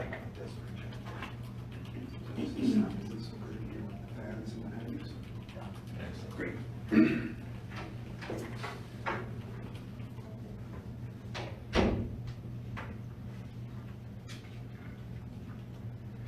Hope I didn't just accept new office license on everybody's. Well, as mentioned, my name is Peter Kestrel, and I'm the Executive Director of South Grove. Been in the role just for over a year, taking over for Pete Lovering. I am given to understand that they hired me because they just didn't want to have to learn a new name. So they had Pete, now they have repeat, and it was just simpler for everybody. Over the past year, one of my roles has been to engage with our communities as much as possible to make sure everybody understands what it is that South Grove does and what we are working on, so that we can set our plans in conjunction with each other. And Mark Eagle has been a fantastic person to work alongside as I've laid my plans in conjunction with his. And we've actually been partners on quite a few projects, some of which I'll talk about here today. First of all, how much time do I have? Because I'd like to talk about what I do, but I also know you're busy people. Well, how much time do you need? 5 minutes. I'll keep it as short as possible, and if I start getting... Can you do it? But I was just kidding. Can you do it in a half an hour? Oh, yeah. Okay. You got it. That's excellent. Okay. Oh. So- Allow me to retort. As I mentioned, part of my mandate is to touch base as many of our members as possible. I set an ambitious goal of getting for 75% of our members councils. We have 26 communities now. I think I'm over half now during the year. We're right up against the end of the fiscal, so that might have been biting off more than I can chew. So I will try to get back here to council as often as possible over the next few years, but there's a lot of communities and we're really spread out too. So the update today is just on what South Grow has been working on, what we are working on, and to answer any questions about the direction we're going. And I'll have a few comments too. Every time I come onto a community, I look at the stats that I have on the community itself and have some recommendations as to where the opportunity lies, what maybe some of the challenges will be. And you'll be happy to hear that Lethbridge County, from where I'm sitting, has very few challenges and a whole lot of opportunity. So you all know the mission of South Grow: to enhance the quality of life for the communities in southern Alberta by working on economic development. We've been in existence since 2004. I am given to understand that Lethbridge County has been on, they've been off, they just came back on a couple of years ago, which is fantastic because you are our largest community aside from the city of Lethbridge, which is an associate member with the organization. And so that means they give us some money, but they pay more than anybody else pays, but they don't pay the full rate, and they don't get a vote. And it's an extraordinarily good partnership that the region's able to have with the city on that model so far. Since 2004, when we were created, we've pursued a lot of large-scale studies that inform investments in the region. Some of the notable accomplishments there are things like the Water for Economic Development deal that was struck back in 2009. That's an agreement between the municipalities in South Central Alberta and the irrigation districts.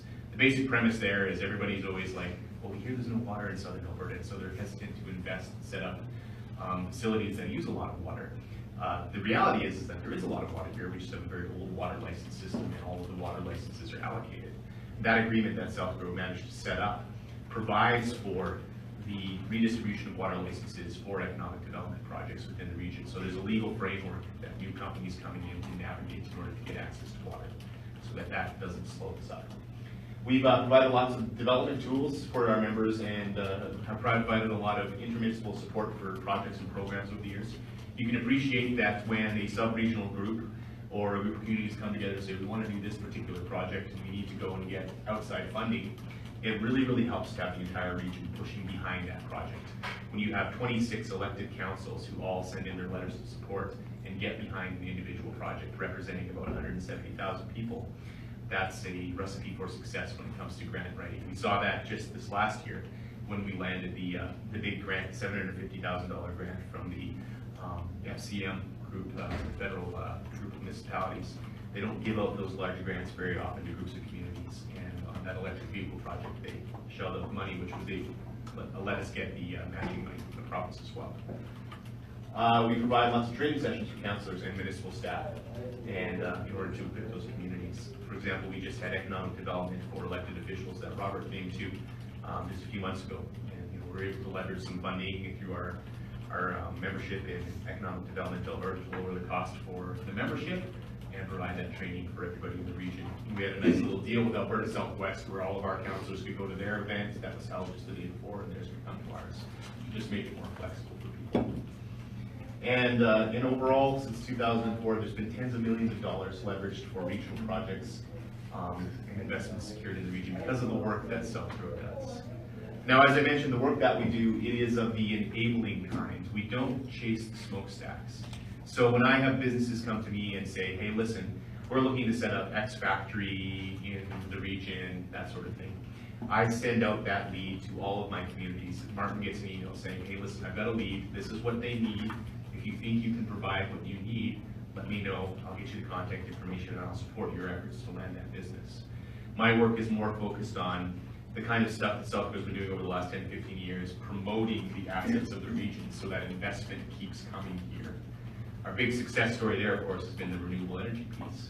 South Grow has been pushing renewable energy in southern Alberta from a marketing standpoint globally since 2004, and now we're seeing all of those roosters come home to lay their eggs in southern Alberta here. We've had billions of dollars in investment pouring into southern Alberta because our messaging that we started on in 2004 has now been taken up by everybody else around the province and through the country, and our messaging has become their messaging.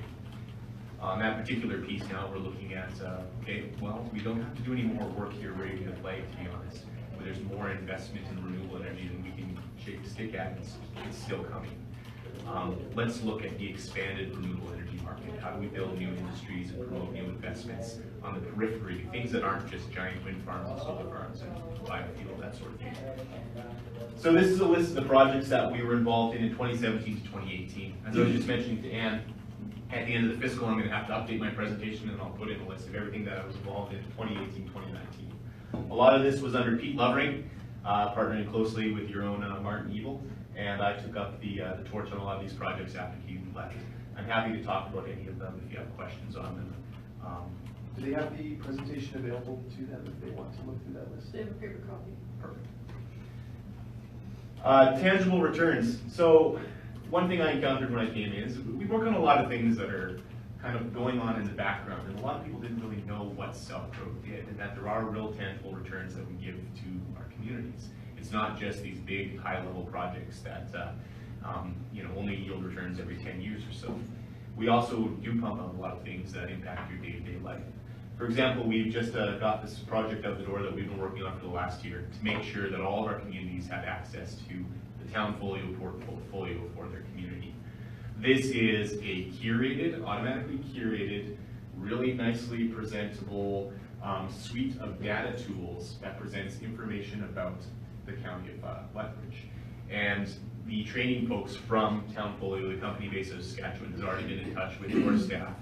And they basically have a curated, automatically generated website that's got all this information about Lethbridge County available for anybody who wants to find out about it, whether it's site selectors coming along to see what you have available, or folks who just have an interest in knowing some data about the county demographics, finances, all of that.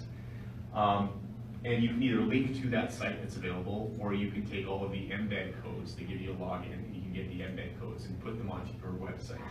From having looked at Lethbridge County's website and seeing how well it is put together, I anticipate that Mark will be going in that direction, using your communications staff to just build it straight into your site, so the data presents nicely whenever somebody comes along. It's also the kind of thing that you can put in your app that you have.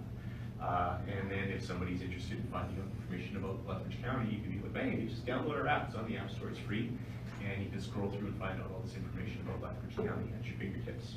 Nice little addition to that tool that shows you're leading the charge. In 2018, we had a big community business retention expansion and marketing plan report prepared by some consultants based out of Manitoba. And that report had a whole bunch of recommendations specific to Lethbridge County that were given to council and to your staff as well. The community broadband report, of course, came out a couple of years ago now, and is still informing decisions at the staff level here about as you move forward aggressively with some of your own plans. I think as part of that, there was a lot of mapping of the actual assets in the ground that I think Mark is finding valuable in his work. Our new grant writing program that we just got out the door this last fall. So this is kind of a new trial program we're running. Basically, we put out an RFP for a company to come along and provide grant writing services for our members.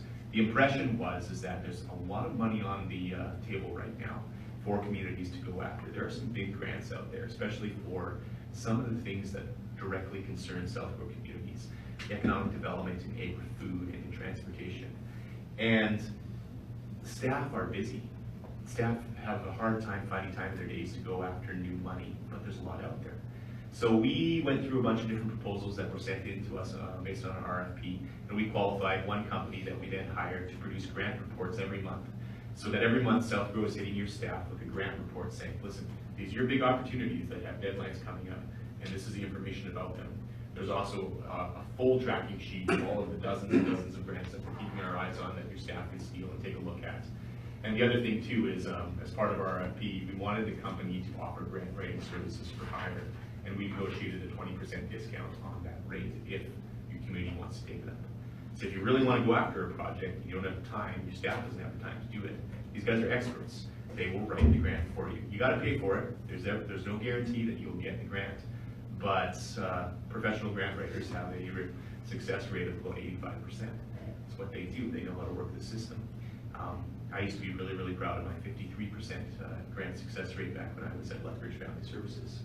So you can see the difference between being a pro who does it all the time and being someone who might be good, but you're still just, this isn't the deal. And the other big thing that's coming up right now, which I have to thank you all very much for, is we have our cost benefit analysis for rural broadband that is in the works right now. So this is an ambitious project that we secured a CARES grant for, and we've got contributions from most of our rural members in South Row, including Lethbridge County. You guys tossed in $1,000 to support this project because it specifically speaks to the county situation.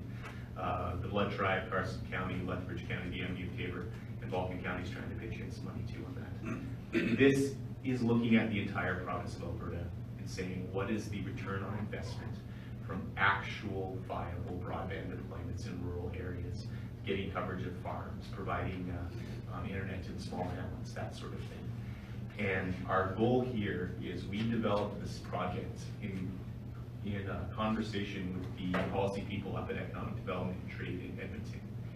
And so they had a hand in putting it together, so they have a vested interest in the outcome of it.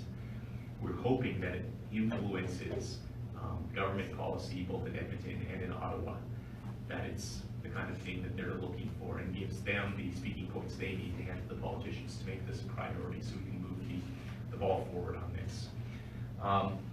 We've worked on broadband stuff for a long time for obvious reasons, and members like the county of Lethbridge County through South Row, they put their weight behind a lot of the efforts we did to support some of the communities that got those fiber deployments. And now it's their turn to put their weight and their voice behind the rest of the project, getting out that connectivity to the rural members as well. It's one of these situations we're all pulling together for the common good, getting things done how we can and when we can. Here's just a list of some of the research projects that we've done over the years that have formed investment. There's quite a few there. Look through it. If anything strikes your fancy, send me a note. I'll get you the full report. Back in the spring, after I was hired, we just finished a strategic planning cycle, and so we went through a new round of strategic planning. And these are the projects that are on the books for the next 3 years, well, I guess 2 years now. We managed to get development going on an awful lot of these, and honestly, some days you just feel like you're just churning away and churning away and churning away and churning away, but then you get to moments like this near the end of the first year that I've been here, and you look back as to where we've come, and we've accomplished a lot. And there's going to be some cool new announcements coming out. I've done a lot of work on capacity building for our organization, because there is no end to the amount of opportunity that we can chase as a regional economic development alliance. The only limitation really is the people to chase it, actual capacity to go after projects. And so every day I have to say no to things that are really intriguing and interesting. And I'll do a digression at this point to talk about the unique situation we have in Southern Alberta. Since I came into this role, I've had a chance to talk to a lot of other folks from around the province, other REITs that represent different rural areas of the province. And in Southern Alberta, the relationship that South Row and Alberta Southwest have with our local ministerial representative, Linda Erickson, and the economic development officers like Martin Evil who work in the area is unique, and it is a massive advantage. So when I have a call come in to me about an interesting project or an opportunity that is available and it really should be chased, and I don't have the capacity to do it because I'm only one guy, I'm able to pick up the phone and I'm able to call Martin, or I'm able to call Ben over in Tabor, or I'm able to call Greg Robinson down in Raymond and say, I can't make it to this. Can you go to it and can you represent the region? And they do it. And that is fantastic. And I have to thank council for having the vision to say, we are okay with our staff working on behalf of the region as well, because we know that it brings opportunities to us. And of course, there's advantages too. I mean, if your staff person is the one there at a regional event representing the region, they're the one building the relationships and getting the contacts. And it's a very unique ecosystem to see all the municipalities working together on economic development like this. It'd be cool to see it extended to other areas of intermunicipal collaboration, because it lets us punch way above our weight. I'm going to give a talk in Saskatchewan. I've been invited out to give a talk on regional collaboration, because the folks who do economic development out there would love to see it happen for them. They see the advantage, but they can't get their communities to buy in. Oh, so I already talked about the grant program, so I'll just skip over that. Some of the big opportunities on the table right now. You've all heard about market opportunities in plant-based protein. I should qualify that the market opportunity isn't just plant-based protein. This is the newest thing to come along. Macroeconomic forces globally are driving the market for new food products. The Earth is going to hit 11 billion people by 2100, the UN projects. By 2050, there's going to be a 70% increase in the demand for high-quality foods due to a growth in the global middle class. About 3 billion people added to the global middle class by the end of the century. And a lot of those people are in Africa or in East Asia, where they have limited capacity to expand their own domestic food supply relative to the growth in demand. That means that for countries like Canada that are already well developed, that have a low population that produces far more than we use domestically, we're in an incredibly good position to produce way more food. That extends to the cattle industry, which in South Grow alone represents 16% of Canada's total and a significant share of the global market. Plant-based fruits is growing faster than the beef industry, but you should tell your stakeholders that doesn't mean the beef industry is out. There's still a growing demand for beef. And I encourage you to pursue opportunities to become more educated on the growth and market opportunities for things like plant-based proteins, because it's going to be the bread and butter that's going to keep us laughing all the way to the bank for a long time here in Southern Alberta. Opportunities when I look at Lethbridge County. Sometimes when I look at a community and go to give a presentation, I have to get inventive when I present opportunities. And there's genuine opportunities for everybody in Southern Alberta. Like, we are in a good position globally. Lethbridge County is in an incredibly good position. You are at the heart of this growing agricultural zone, the agri-food growth industry that's happening down here in Southern Alberta. You're well provisioned with a young workforce. The average age here is in the low 30s in Lethbridge County. Like, that's incredible for an agricultural region. You have the advantage of being in proximity to the city, and so you're able to draw off of all of the economic energy that's coming out of there and take advantage of all of those businesses who'd like to be located next to a city, but who maybe cannot afford the cost of being in the city. You're able to attract those businesses that want to take advantage of that cost environment, but they need the labor force that the city supplies. And of course, Lethbridge County has had its troubles with water, but you are in proximity to really good water resources, and there's solutions for those problems as well. You benefit by being right at the heart of the infrastructure system for the region, right out of stride, and all the developments that are happening in regards to logistics. In all likelihood, if an intermodal comes back to Southern Alberta, it's probably going to be in Lethbridge County, not just because of geography, but because of the energy of the partnerships that exist right here in Lethbridge County between the city and the county itself. It's hard to stress that the opportunities for economic development for the county will be as great as you want to see. And vision invested now in seizing those opportunities will yield long-term results. The unemployment rate in the county, I think, is like 3.3% right now. That is incredibly low. Like, it's almost unattainably low. And I would say that if you're looking at the areas of priorities, I haven't gone through the entire business retention expansion plan that you had recently commissioned in 2018, but I suspect that finding new sources of labor is going to be high on that list of needs that you need. Providing for new avenues of securing labor to supply the demands of your growing workforce. I'm happy to answer any and all questions you might have about our work, what we're planning to do in the future, where we're going, etc. Are there any questions?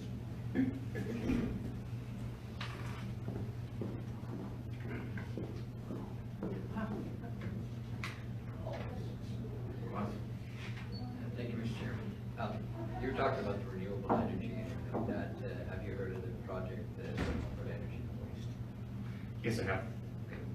No, I just thought I'd bring it to your attention that we did get our grants, $400,000 grants for the site operation and stuff like that. So it's to go, and I think that's a great thing for our area. Yeah. I fully agree. Lori Lippman from Vulcan County, she's on my executive, and also sits on the. There's also there's a lot of cool things happening around the circular economy space in Southern Alberta too. There'll be announcements that aren't mine to make coming out of Coaldale in the next while about innovative facilities that have to do with processing waste streams as well. If you're coming to our March 28th event, our annual economic summit, there's going to be a presenter from Collective Waste there who's going to be talking about the 21st century diversion opportunities that they're working on. too. And I had insect protein up there before. It's one of the cool new opportunities that's happening. So insect protein, they grow insects, they put it in animal feed, it's innovative and it's a growth market. And the number one concern for folks who work in the insect protein space is their inputs. They need bio waste in order to feed the insects, in order to grow them. And we've recently started, the regional executives and I have recently started chasing this particular industry.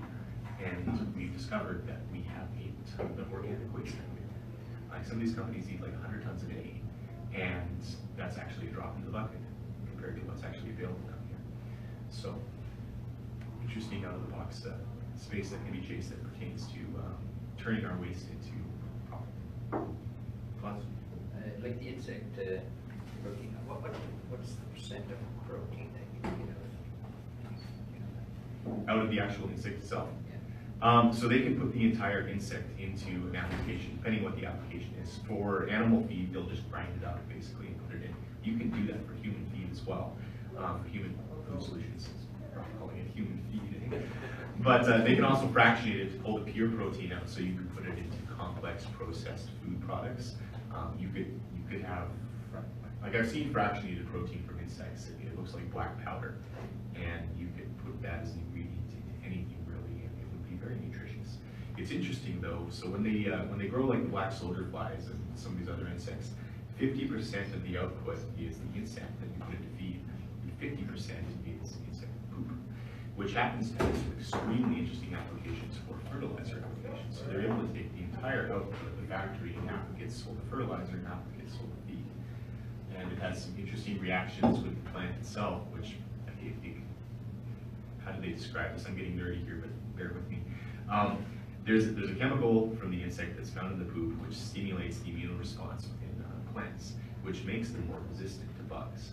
And you can dilute this heavily into large batches of fertilizer that can go out to your fields for your potatoes and stuff like that. And so you reduce your insect loss without having to really up your crop dusting. Is Sunpro still fairly involved in the plant-based proteins? Yeah. Are you going to the couple meetings or scheduled right away? There's one right away, isn't there, in Saskatoon? Yeah, so we set a vision when we realized how big this opportunity was, that Southgrow was going to show up and be as annoying as possible at every last thing that the Plant Protein Alliance of Alberta and Protein Industries Canada put on, and become the de facto poster boy just by badgering them. So if I'm not there, one of my board members is going. And Dennis McKnight and some of his board members were just down in the basement of Lethbridge County here the other day. There's the big Bridge to Food International Food Conference for plant proteins that we went to back in the fall in France. It's coming to Canada for the first time, North America for the first time really. It's split between Saskatoon and Calgary. We'll be there. I'm working closely with Martin on that. He's a central partner on our regional strategy to make sure that Southern Alberta is working the flag really high on that. And we're just going to continue to be as damn annoying as possible so that they keep bringing people to us. They've been great. If you ever get a request from them, do everything you can to keep them happy because they just keep showing up here. Much to the chagrin, I think, of some of the folks up in Calgary and Edmonton who don't really get the what's really happening here in Southern Alberta. For sure. Steve?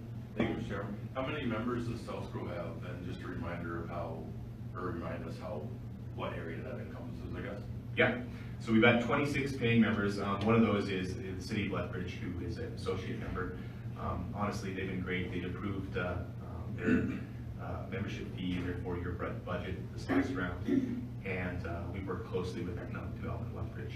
Our region covers 5 counties plus the Blood Tribe, Vulcan County, Lethbridge County, Cardston County, the NP of Taber, and Warner County. The only 2 communities that haven't agreed to pay in are Warner County and the Village of Barons.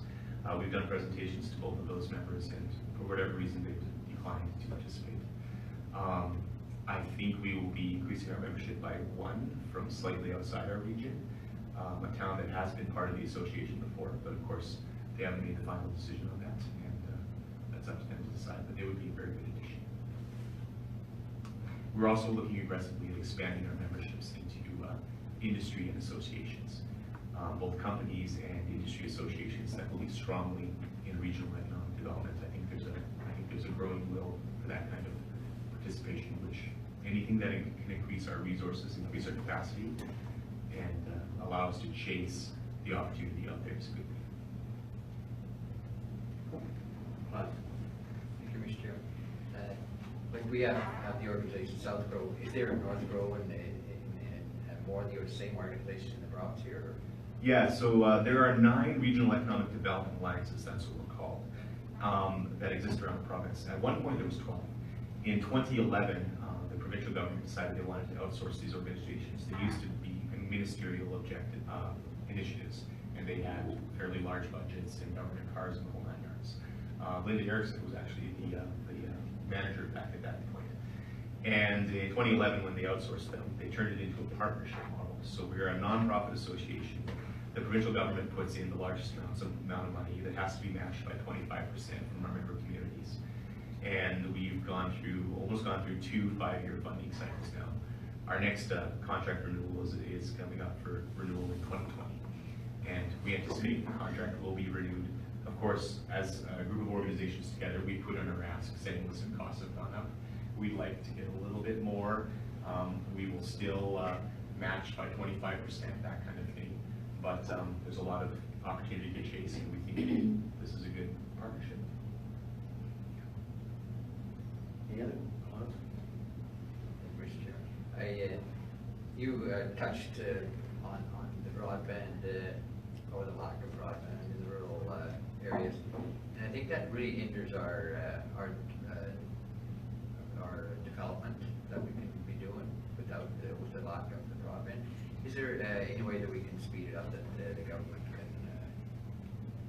put some money toward that to get some more business into there? How long do we have on this topic?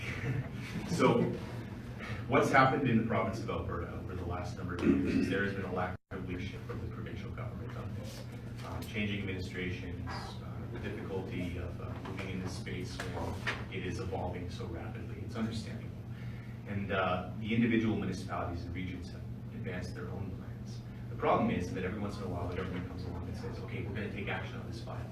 And all of a sudden, local municipalities stop what they're doing because they're like, oh, we can't spend money now if the government suddenly comes along and says there's a bunch of funding available tomorrow. Because no elected council wants to be the council that shelled out tens of millions of dollars on a project that the government came along the year after and said, we're going to spend a bunch of money on this. The problem is that might never happen.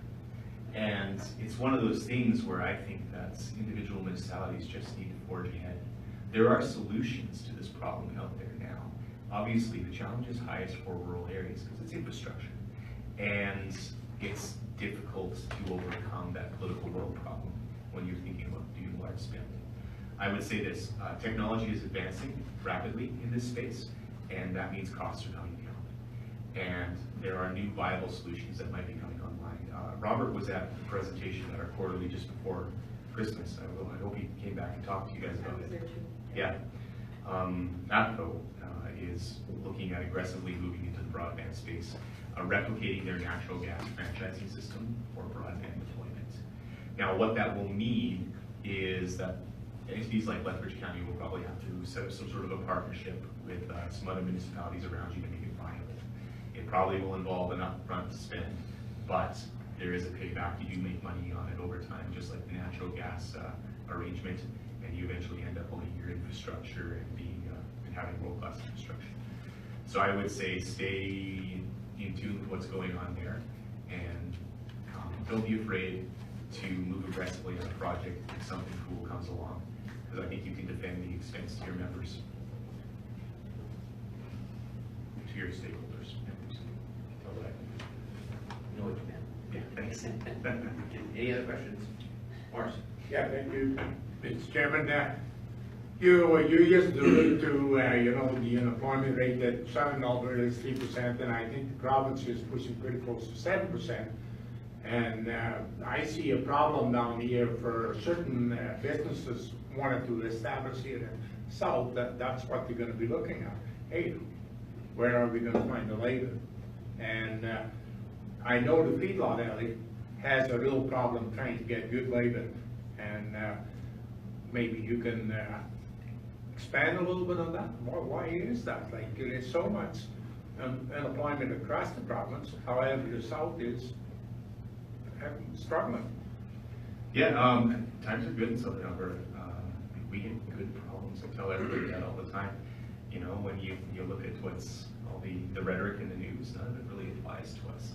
Even through the downturn of the oil economy, our economy has just been growing.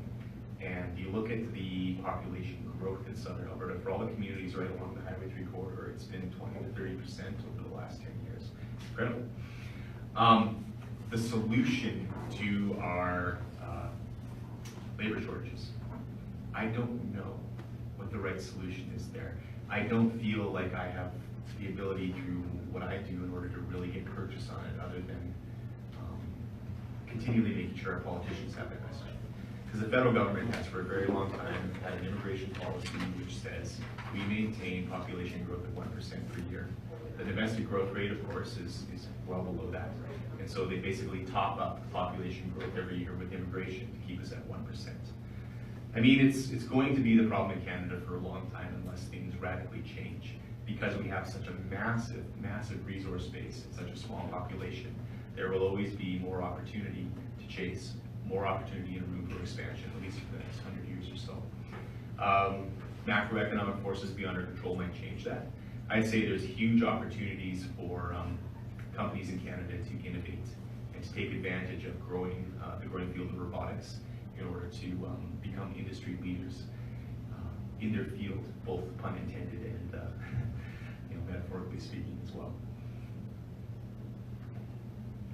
Any other questions? Well, thanks very much for coming in today, Peter, and keep up the good work, and we'd like to see some big innovations occurring in Southern Alberta. Yeah, my last comment is thank you for employing me. This has been the funnest job I've ever had, and I really like it. So. Good. Okay, thank you.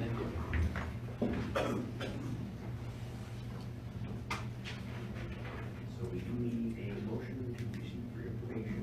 All votes over, Mr. Chairman. Thanks, Peter. Yeah. Discussion, on the question, in favor, vote, carried. Thank you.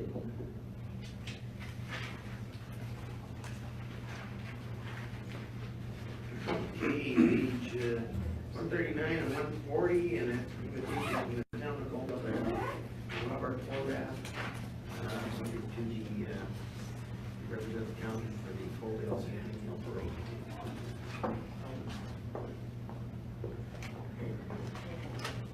And has moved that. Any discussion? Anybody else who wants to sit on? Call the question. Those in favor? Those opposed? K2 is the Rotary Club of Coalville, and that was for the Ag Scholarship event, which was on the last day of February this year. And in Mahachuk, Earl won the $10,000 scholarship. And a bit of a go-getter and doing well in agriculture over years. So good to see support for that. It was about 24 full tables. So yeah, I'd say it's about 120 people.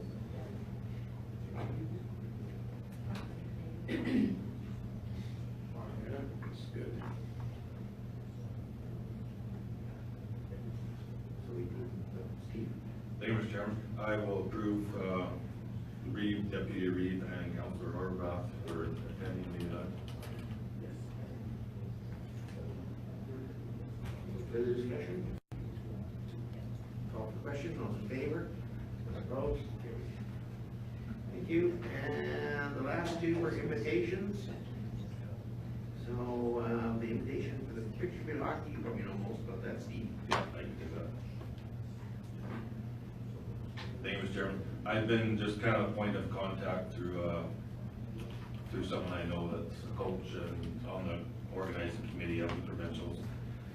Right from when they first asked for a donation from the county, which we donated $500 to the provincials. So they are having a banquet on Thursday, March 14th from 7 to 9 at Pitch Butte High School that they invited some of us to attend. And then also Friday, March 15th, there's opening ceremonies at 2:30 that they requested the Reeve to give welcome remarks to. And I believe he will be there for that. He had said it. You're going to the... You're looking right at it. Yes, I will. We're gonna move.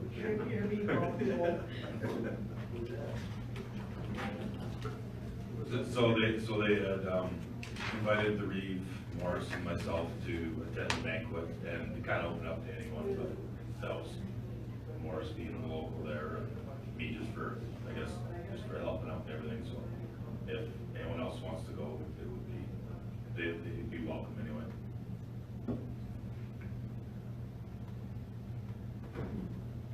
Anybody else want to go?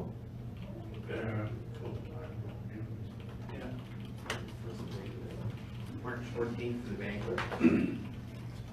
March 15th for the January March. Yes.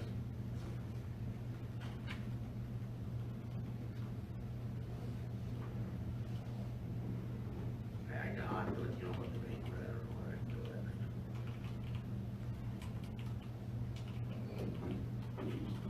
that. Morris? Yeah, thank you, Mr. Chairman. Yeah, one time I was quite involved with the minor hockey too, and my son, when he was pretty active in hockey. Good organization. Good get together, good bonding and whatever else. But anyways, question is, what does that cost for a person to go? I don't believe there was a cost. Oh, there is no cost? Because I thought that if it is a cost, I should, well, I would like to be there, but I'm certainly willing to pay for it too. Yeah, it wasn't mentioned to me a cost, so I don't believe there is. And that's a big deal. Yes. You want to just receive that for information, because I'm going to go anyway, I guess. That is fine with me. Okay. So you need that receipt for information.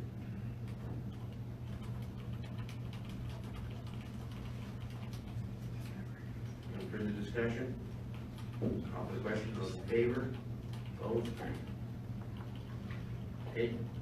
Morris, Picture Butte fundraising. Yeah, thank you, Mr. Chairman. You know, this is a pretty big event coming up on April the 5th in Picture Butte. That's the main fundraising day for the slides at the new swimming pool they're going to be building. And that day, too bad that I didn't bring my sheet down there exactly saying what they're going to have that day. But from 11 o'clock till 4 o'clock in the afternoon, they're going to have, what do you call that, some sort of playground set up for young kids to be there for that day. And 5 o'clock, the exhibition, not the exhibition, the arena is going to be open for the people who want to attend the supper or the banquet, whatever you want to call it. It's going to be $50 a person per ticket, and it sounds like a lot of money because a lot of the food is going to be donated and prepared by volunteers. So that's going to be good. So that's a good fundraiser that way. And then around 5:30, they're going to open up the silent auction. And looks like up to now, there's going to be lots of items for sale. And 6:30, the supper starts, and then around 15 minutes after 8, they're going to open up the live auction. And up to now, it looks like we're going to have a lot of live auction in that.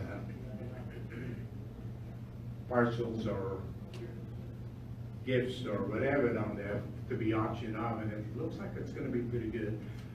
So what I try to recommend that all of us councilors, or as many councilors as possible, and I hear Ann is gonna be there already, bought tickets already, to be down there, because this is for the slides for the swimming pool. The swimming pool is gonna be there. That's good, and this is gonna be for the slides, but it's so important for us to show our appreciation because it is used by a big percentage of the county residents. And that's why we should show our support and be down there, and let's have fun. I don't know if I want Mike to get a hold of an auction panel, though, that might be dangerous. Well, that's what we want. I said, I don't want Mike to get a hold of an auction panel, that might be dangerous. I said, that's what we want. Yeah. Better go nuts. He will. You'll be there, Marky, then Rick, and you can be there with your son and your wife. Well, what a party. Man, What is it, Morris? Tracy, April the 5th. April the 5th.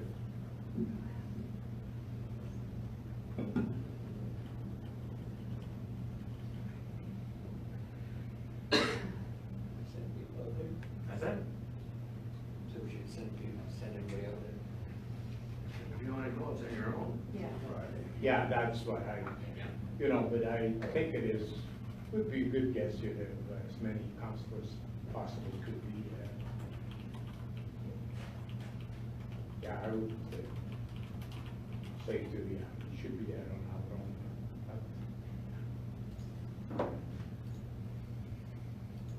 And there are certain items that I know of already what's gonna be on the live auction down there, and we've seen at the Dorothy Douglas School. But anyways, one of them is manure hauling, another one is custom spraying, and another one is custom seeding. And those would be the big items in manure hauling, and I can tell you a little story about that. We ended up buying that at the Dorothy Douglas School. And my daughter-in-law is quite involved with the Dorothy Douglas School down there. And I don't mind saying that we paid a lot of money for that. It's for a good cause. I can promise you I won't be bidding on the manures. I was just saying that for each time. So if you buy it, we got the land for it. Oh, I can donate it to you? Okay. I'll take some. So do you want to receive this for information? Who's making that move? And Morris, where do you go to get tickets if you want? It's either that I have them, and you can get them at the town office, or that I have plenty tickets on there right now. Anything else on that one? I'll call the question, those in favor, those opposed, carried. Okay, I think that's it, other than adjournment. I'll move